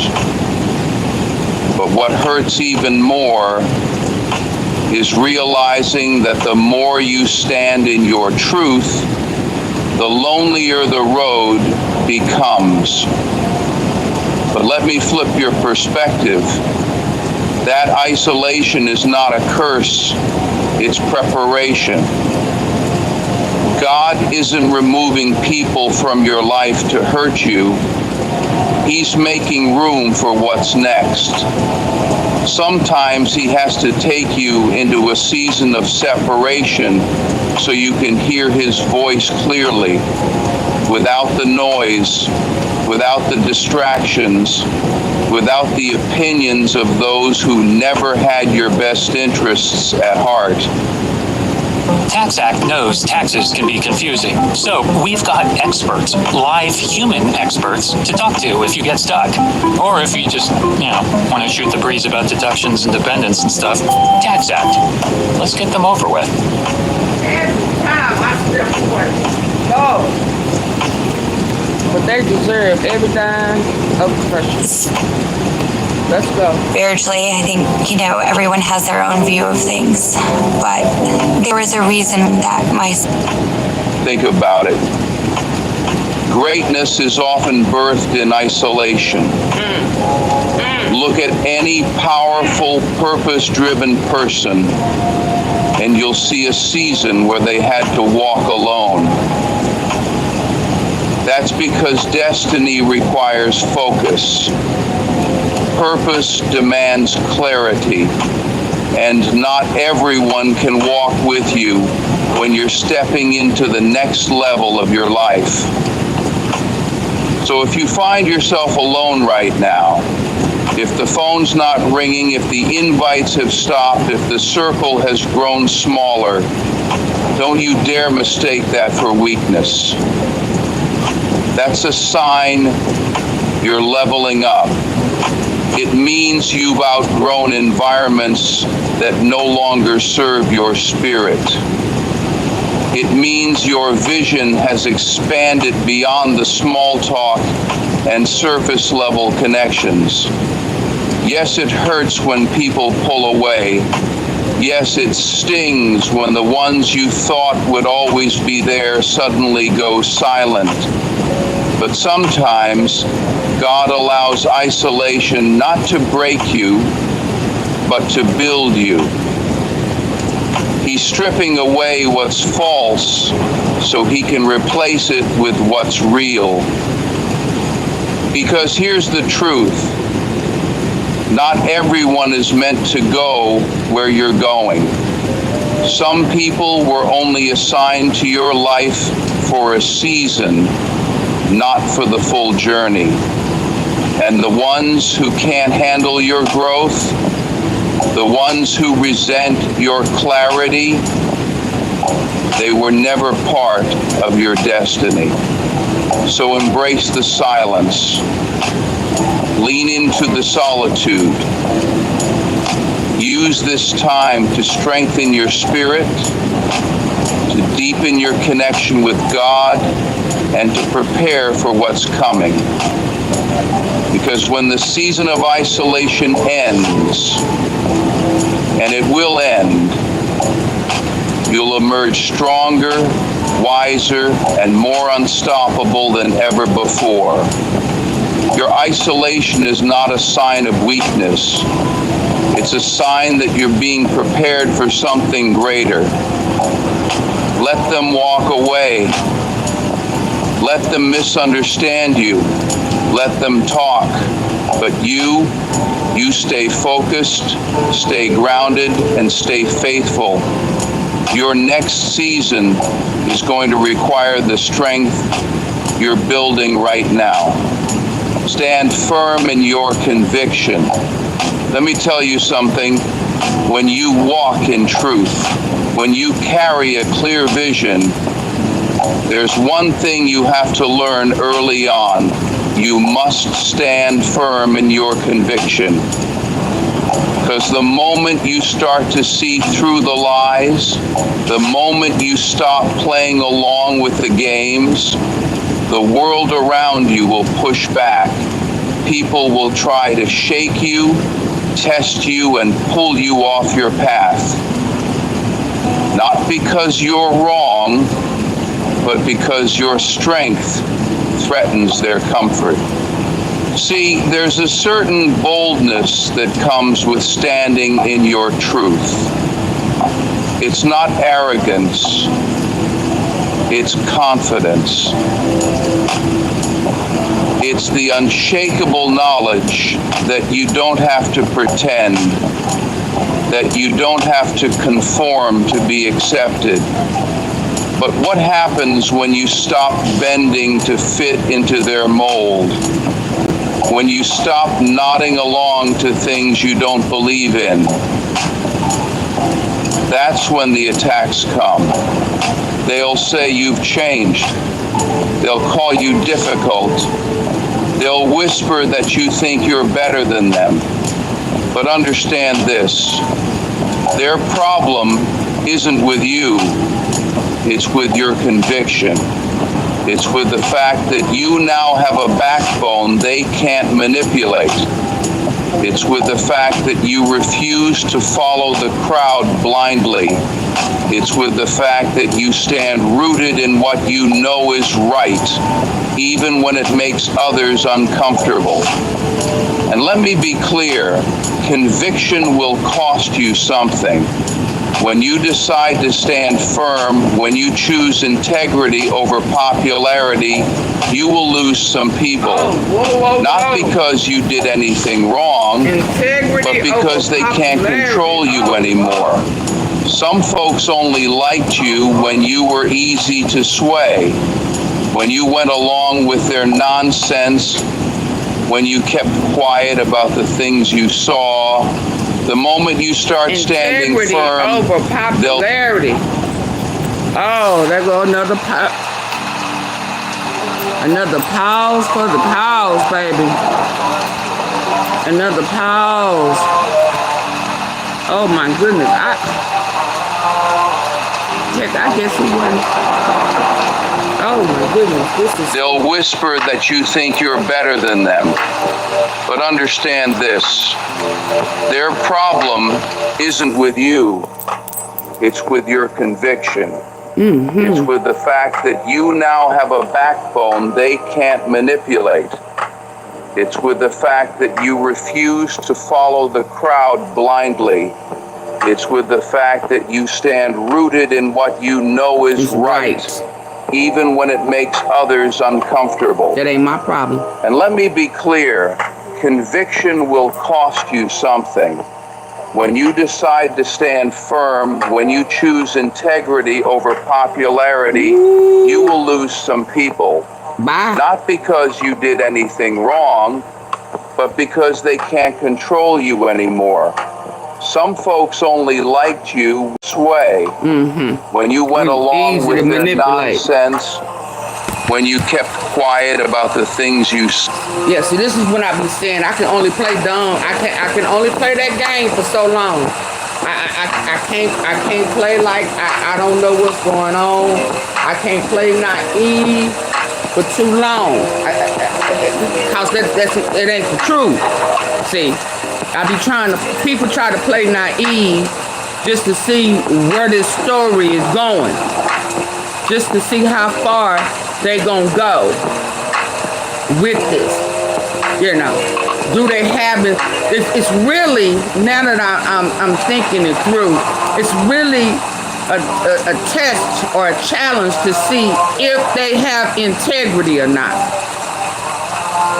It's an integrity finder. And once I see or realize they don't have none, I ain't playing the game with you no more. I don't want to play no more. I'm going to start calling it out.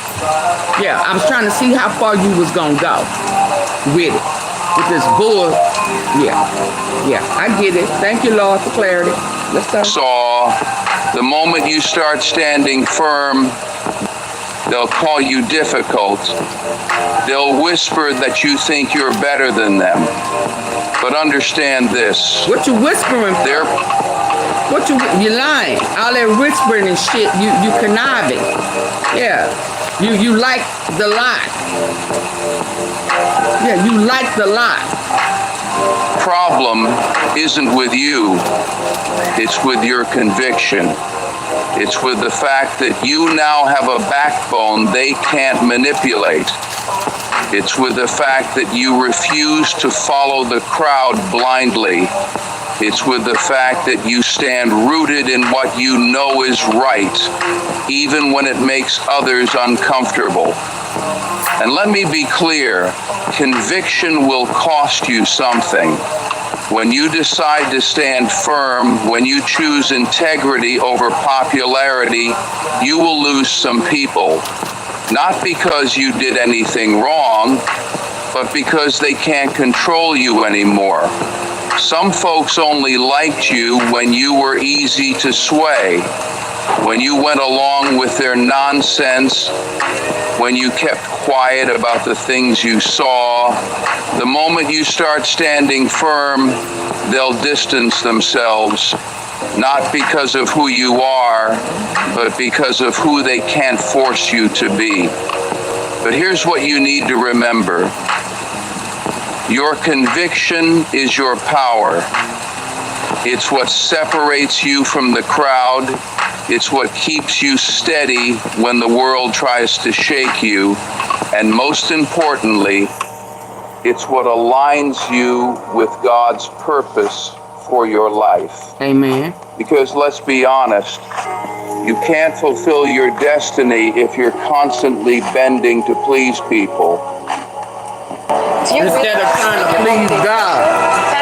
And instead of trying to you can't walk the path God laid out for you if you're too afraid of losing friends or disappointing others. Conviction means deciding that God's approval matters more than human applause. Look around. How many people have compromised their values just to fit in? How many have stayed silent about what's wrong just to keep the peace? How many have abandoned their purpose because they were scared of standing alone? Don't let that be you. Stand firm. Stand firm when they call you names. Stand firm when they twist your words. Stand firm when they try to isolate you. Because here's the truth. They wouldn't be fighting you this hard if you weren't a threat. If your conviction didn't shine a light on their hypocrisy, they wouldn't feel the need to tear you down. If your strength didn't remind them of their weakness, they wouldn't work so hard to break you. And listen closely, God didn't give you discernment so you could sit quietly in a corner. He didn't open your eyes so you could pretend you didn't see. He gave you vision so you could walk boldly in His truth. He gave you strength so you could stand tall when the storms come. So stop apologizing for being strong. Stop explaining yourself to people who are committed to misunderstanding you. Stop lowering your standards just to make others feel comfortable. When you stand firm in your conviction, you might lose people, but you'll gain something far greater. You'll gain peace. Okay, so hold on, y'all. I need to.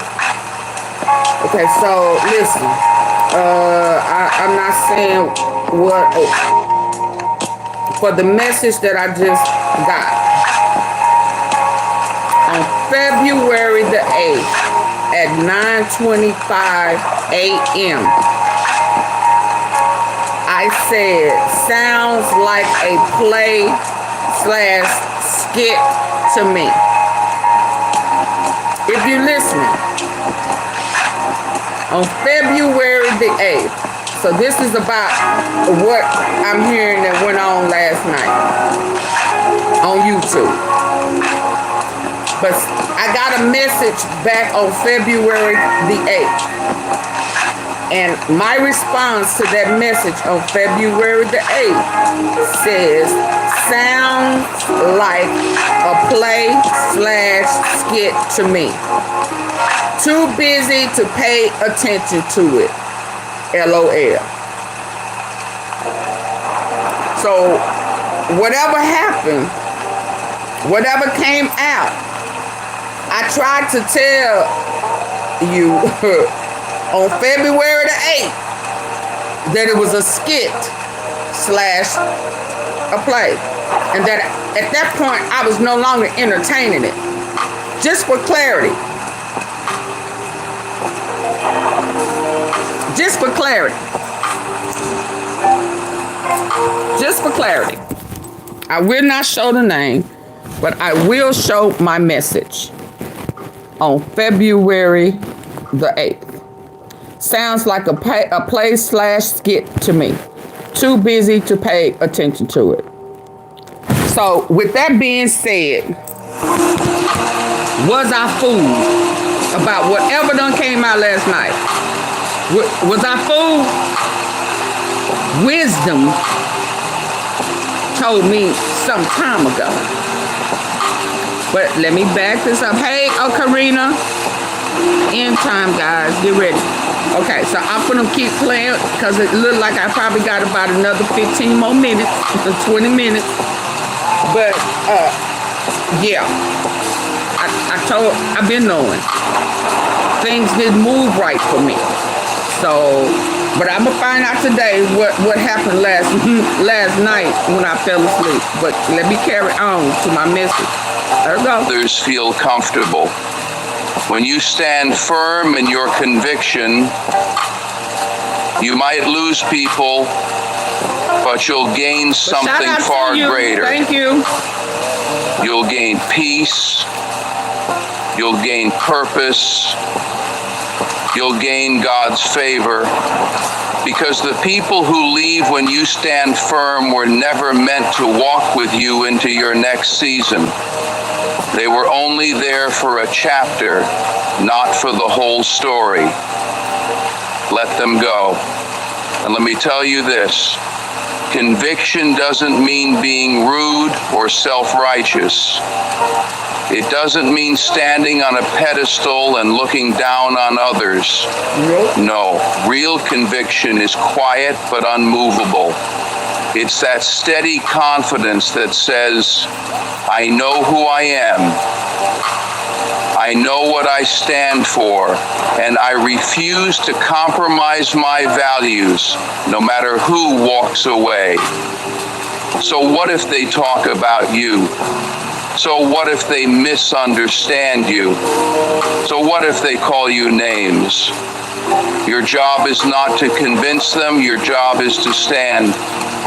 And let me remind you, God will always honor those who stand for what's right. Amen. He will always protect those who refuse to compromise their faith.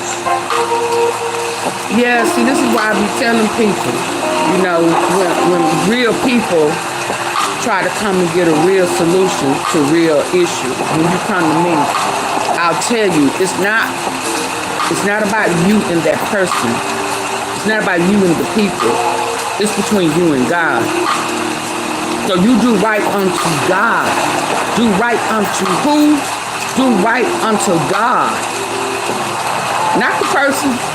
It ain't about the world. It's personal. It becomes between you and God. Because you're going to have to stand account to God. Not the people. Forget the people. I got another F word other than forget. The people. It's between you and God.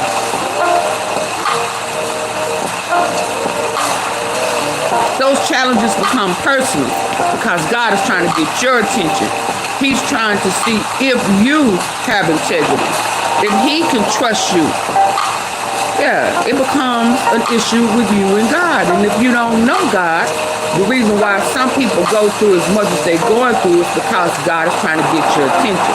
He's trying to get you to surrender unto him. He's trying to get you to understand that you are not God. He is. You need him. He don't need you. Yeah. So if you want to stop going through some things, if you want to stop picking toxic people, if you want to start receiving good seeds and being around good seed planters, then you need to change the direction in which you are going in. Again, you need to start changing and redirecting your prayers. You need to start surrounding yourself with non-toxic people. And you need to start passing some of these tests that God put before you so that you can have an outstanding testimony. The test is for testimony. Without a test, you have no testimony. If you want to start having successful testimonies, pass the test. I challenge you to start passing the test. I challenge you to stop thinking that you are the smartest thing on earth. I challenge you to seek wisdom. And I'm not going to get emotional, but y'all know once I start going into these conversations, it becomes emotional to me. because we wonder why certain things keep happening, why we keep failing the test and having to go back to the end of the line and starting over.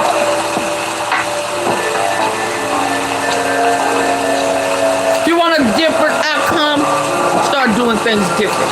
But first, you need to surrender to God. First, you need to fine-tune your relationship with God. First, you need to start asking God how to pass these tests, to start moving forward, to start making better choices, picking better people to be in your circle. Everybody can't hang with me. I don't want everybody around me. It ain't because I think I'm better, hell, I just don't want your energy. Your energy ain't healthy for me. I know how to act a fool. I know how to cuss you out. I know how to be disrespectful. I know how to be those things. I know how to not give a fuck. I know how to do that.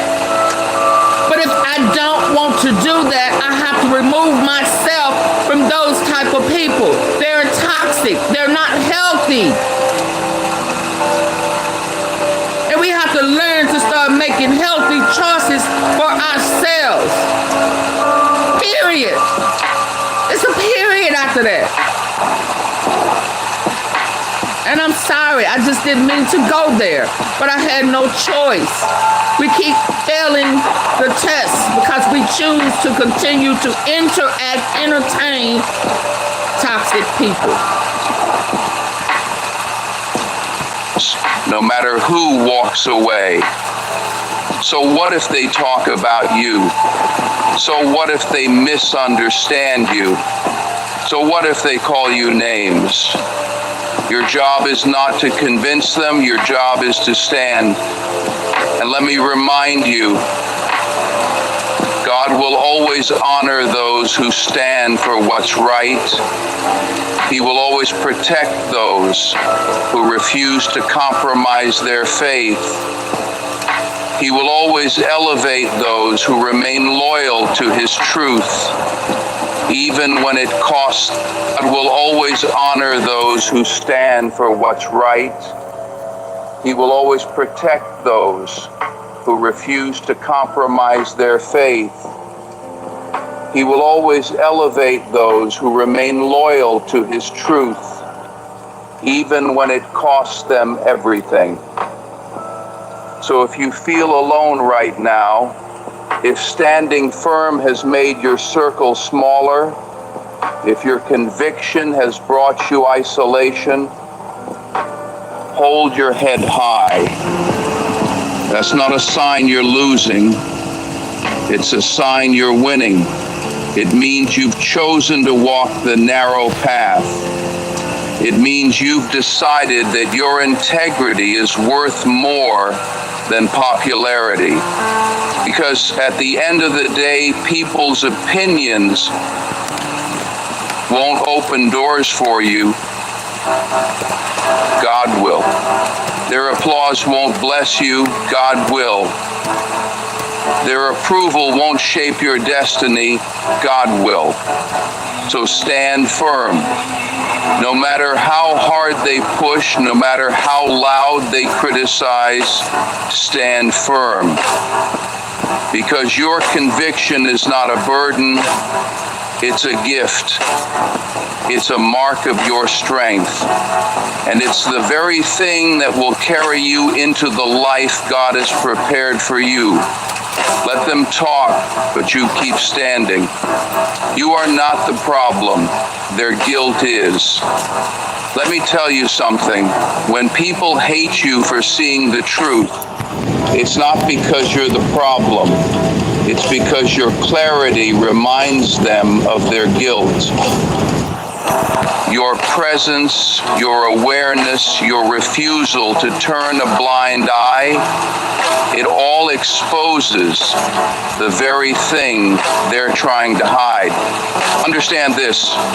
People who live in lies are at war with themselves. They spend their days wearing masks, crafting stories, pretending to be something they're not. And when someone like you comes along, someone who can see past the surface, someone who can sense when words don't match actions. They feel threatened. It got a match. Not because you've done anything to harm them, It got a match. but because you remind them of the truth they're running from. You ever notice how some people become instantly defensive when you ask a simple question, or how they twist your words to make you seem like the villain when all you did was point out something obvious? That's not about you, that's about them. They're fighting a battle inside their own mind, wrestling with the lies they tell themselves, and your presence magnifies that inner conflict.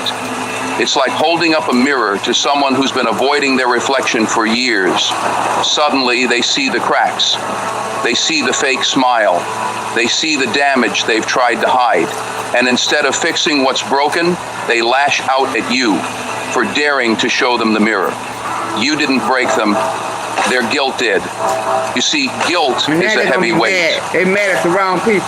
When someone knows they're living dishonestly, when they know they've manipulated others, spread lies, or hurt people, they carry that guilt like a shadow.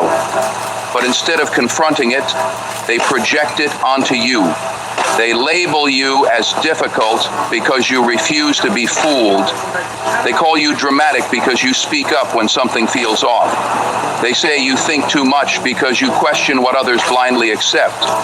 But the reality is, they hate you because you see what they're trying to hide. Your clarity is a threat to their carefully constructed world.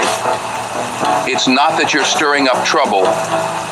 It's that your presence makes it impossible for them to live comfortably in their deception. And listen closely. This is not your burden to carry. Joe ain't. Their guilt is not your guilt. Joe ain't. Their lies are not your lies. Joe ain't. Stop absorbing the weight of other people's dishonesty. Stop internalizing their discomfort. Just because they're uncomfortable with your truth doesn't mean you need to silence yourself. Just because they feel exposed doesn't mean you need to shrink. You are not responsible for how others react to your clarity. Let me say that again. You are not responsible for how others react to your clarity. If your honesty makes them angry, that's their battle. Not responsible for how others react to you. Just because they feel exposed, do y'all hear that? Doesn't mean you need to shrink. You are not responsible for how others react to your clarity. Let me say that again. You are not responsible for how others react to your clarity. If your honesty makes them angry, that's their battle, not yours. If your vision makes them feel insecure, that's their wound, not yours. If your strength makes them uncomfortable. Do y'all understand that? I just want to make sure me and my tea sippers and I have a clear understanding of that. We're not going to silence ourselves because people want to continue to lie to themselves. Just because they feel exposed doesn't mean you need to shrink. You are not responsible for how others react to your clarity. Let me say that again. You are not responsible for how others react to your clarity. If your honesty makes them angry, that's their battle, not yours. If your vision makes them feel insecure, that's their wound, not yours. If your strength makes them uncomfortable, that's their weakness, not yours. And don't you dare apologize for being real. Don't you dare shrink yourself so someone else you need to shrink. You are not responsible for how others react to your clarity. Let me say that again. You are not responsible for how others react to your clarity. If your honesty makes them angry, that's their battle, not yours. If your vision makes them feel insecure, that's their wound, not yours. If your strength makes them uncomfortable, that's their weakness, not yours. And don't you dare apologize for being real. Don't you dare shrink yourself so someone else can continue living a lie. God didn't open your eyes for you to close them again. He didn't sharpen your discernment for you to ignore the red flags. You weren't given this clarity to blend in with those who choose to remain blind. Let them talk. Let them gossip. Let them twist the story. That's not your fight. Because the more they project their guilt onto you, the more they reveal their own brokenness. And that's not a reflection of who you are. That's them. That's a reflection of what they're running from. See, people who are truly at peace don't react with hostility when someone speaks the truth. People who are secure in themselves don't lash out when someone asks a hard question. It's the ones who, the more they reveal their own brokenness. And that's not a reflection of who you are. That's a reflection of what they're running from. See, people who are truly at peace don't react with hostility when someone speaks the truth. People who are secure in themselves don't lash out when someone asks a hard question.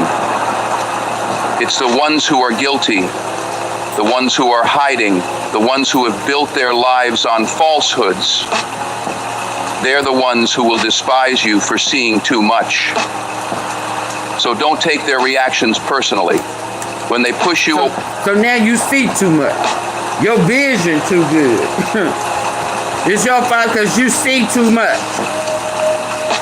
Because you have a gift of discernment. Because God blessed you with wisdom. You prayed for wisdom. He honored you. And so now it's your fault. You better go straight to the devil.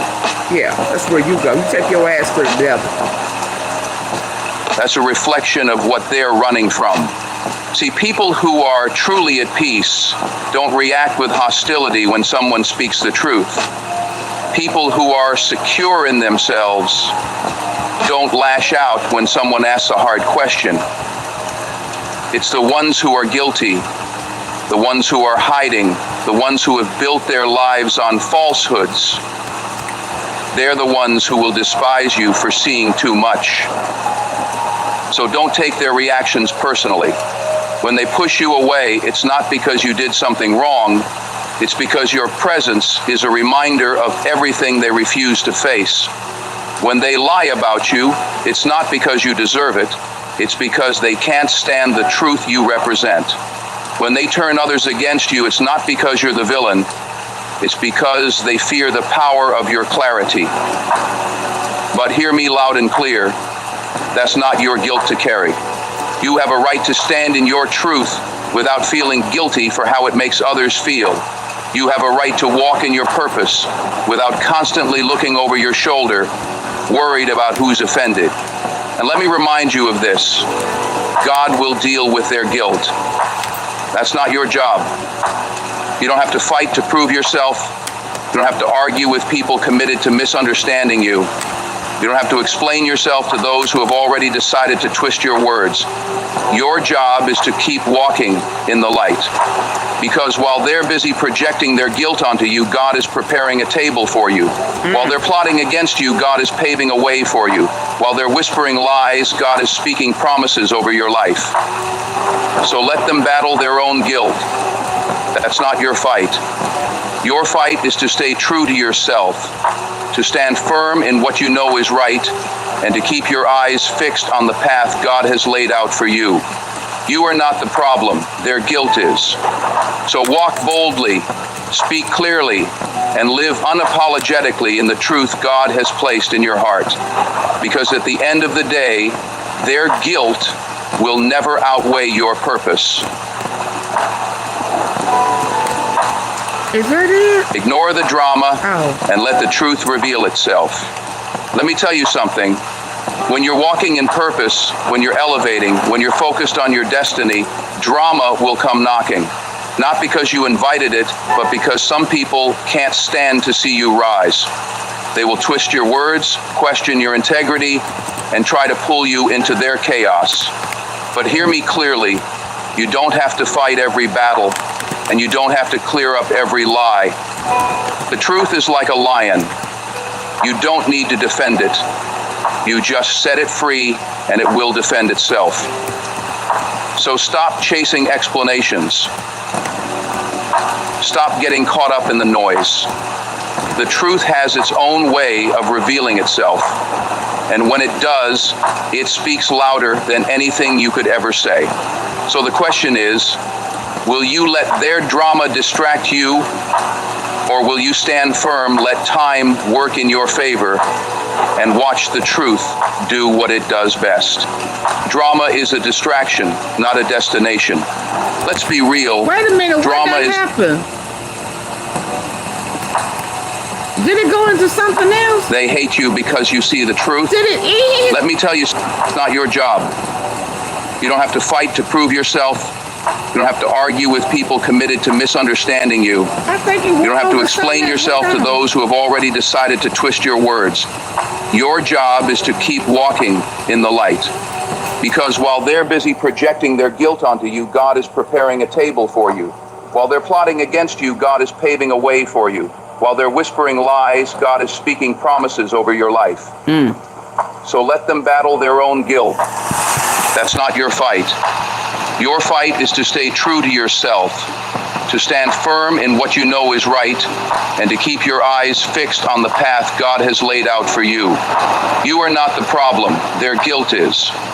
So walk boldly, speak clearly, and live unapologetically in the truth God has placed in your heart. Because at the end of the day, their guilt will never outweigh your purpose. Ooh. Y'all, how about a okay, hold on.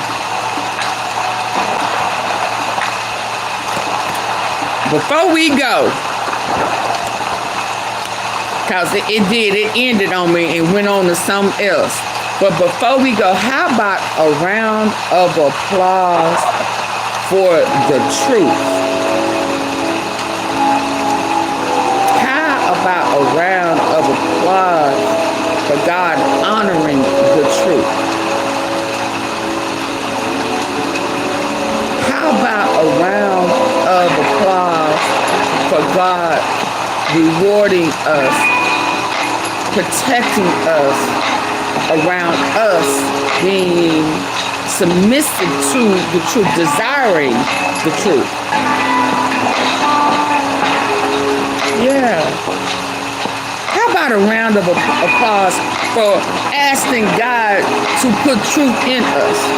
See, we got to start redirecting our prayers. We have to switch it up. How about a round of applause for asking God to put in integrity?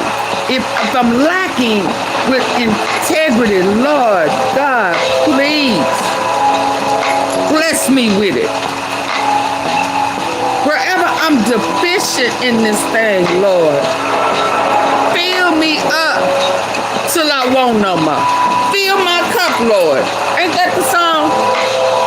Fill my cup, Lord. We got to start rebuking the lies, the deceit, the manipulation. We got to start rebuking it. I'm not going to play with my days of playing with a liar, a manipulator, a deceiver, all of that. Them days is over, baby. I absolutely am not going to give up my peace just to entertain those dark things. I'm not going to do that. I'm not going to do it for entertainment. No, I'm not going to do it for real life. So, a round of applause for clarity to that. Because the route we went was not what was laid on my heart this morning. God saw fit to change my direction. Where I had made up my mind, I'm not going there. I'm not going there. God said, oh, yes, you are.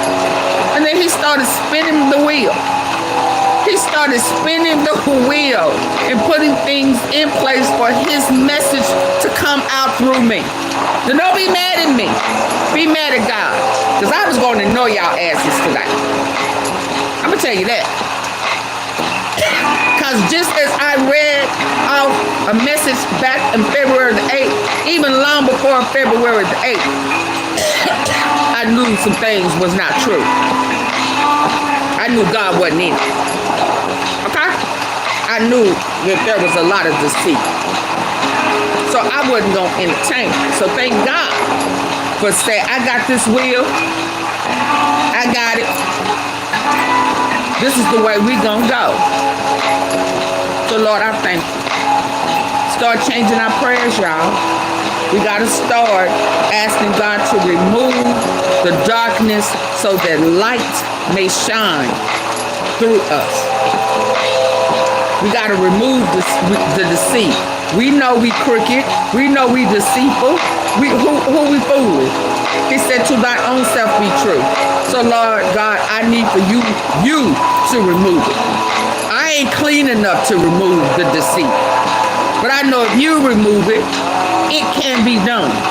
So Lord, I'm asking you to remove the deceitful heart and mind.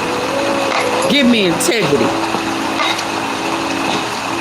Give me peace. Whatever I'm missing that I do not have, that you know will be pleasing in your eyesight, Lord, I ask you to fill me with it. Sometimes I don't know what's best for me, but I know you know what's best for me. Fill me with the things that are best for me, and remove the people who insist on being toxic, keeping me in places I don't need to be in, emotionally, mentally, spiritually. Remove them. You remove them, Lord. Because every time I try to, it don't work.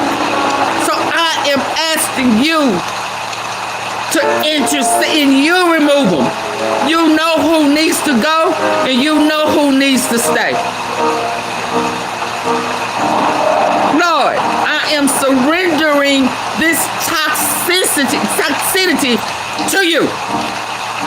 I am toxic, and I don't want to be toxic anymore. I'm a liar, and I don't want to be a liar anymore. I'm a deceiver, and I don't want to be a deceiver anymore. I'm a manipulator, and I don't want to be a manipulator anymore. We need to start changing our prayers, and we need to start changing our prayers now. Amen. Let's go. In the light. Because while they're busy projecting their guilt onto you, God is preparing a table for you. While they're plotting against you, God is paving a way for you. While they're whispering lies, God is speaking promises over your life. So let them battle their own guilt. That's not your fight. Your fight is to stay true to yourself, to stand firm in what you know is right, and to keep your eyes fixed on the path God has laid out for you. You are not the problem, their guilt is. So walk boldly, speak clearly, and live unapologetically in the truth God has placed in your heart. Because at the end of the day, their guilt will never outweigh your purpose. At the end of the day, their guilt will not outweigh your purpose. At the end of the day, at the end of the day, and right now before I go, for the ones who are really desiring God and the changes within themselves, let me find something for us to end out on, because I gotta go.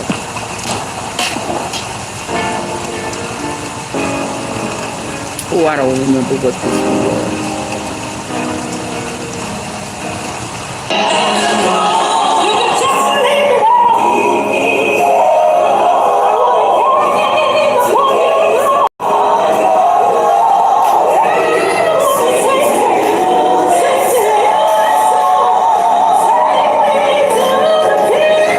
So you can surrender.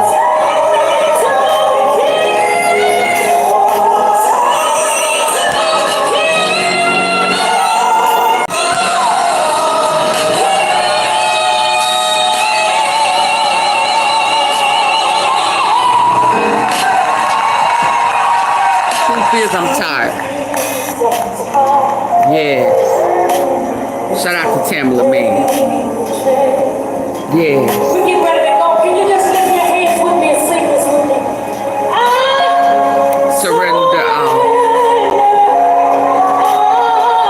Yes. It's too heavy for me to carry, Lord. I don't want it no more.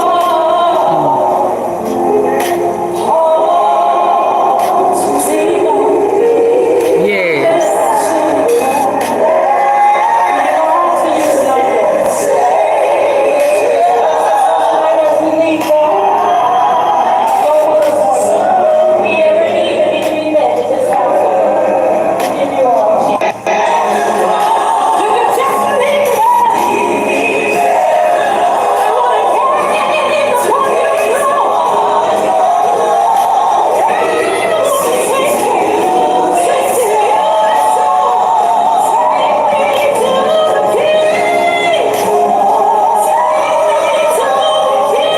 Thank y'all, T-Cypress, for giving me y'all this morning. I greatly appreciate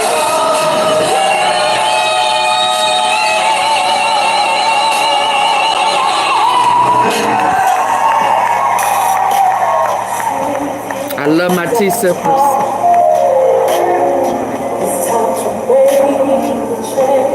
Time to make a change, y'all. Can you just lift your hands with me and sing this with me? It's time to make a change.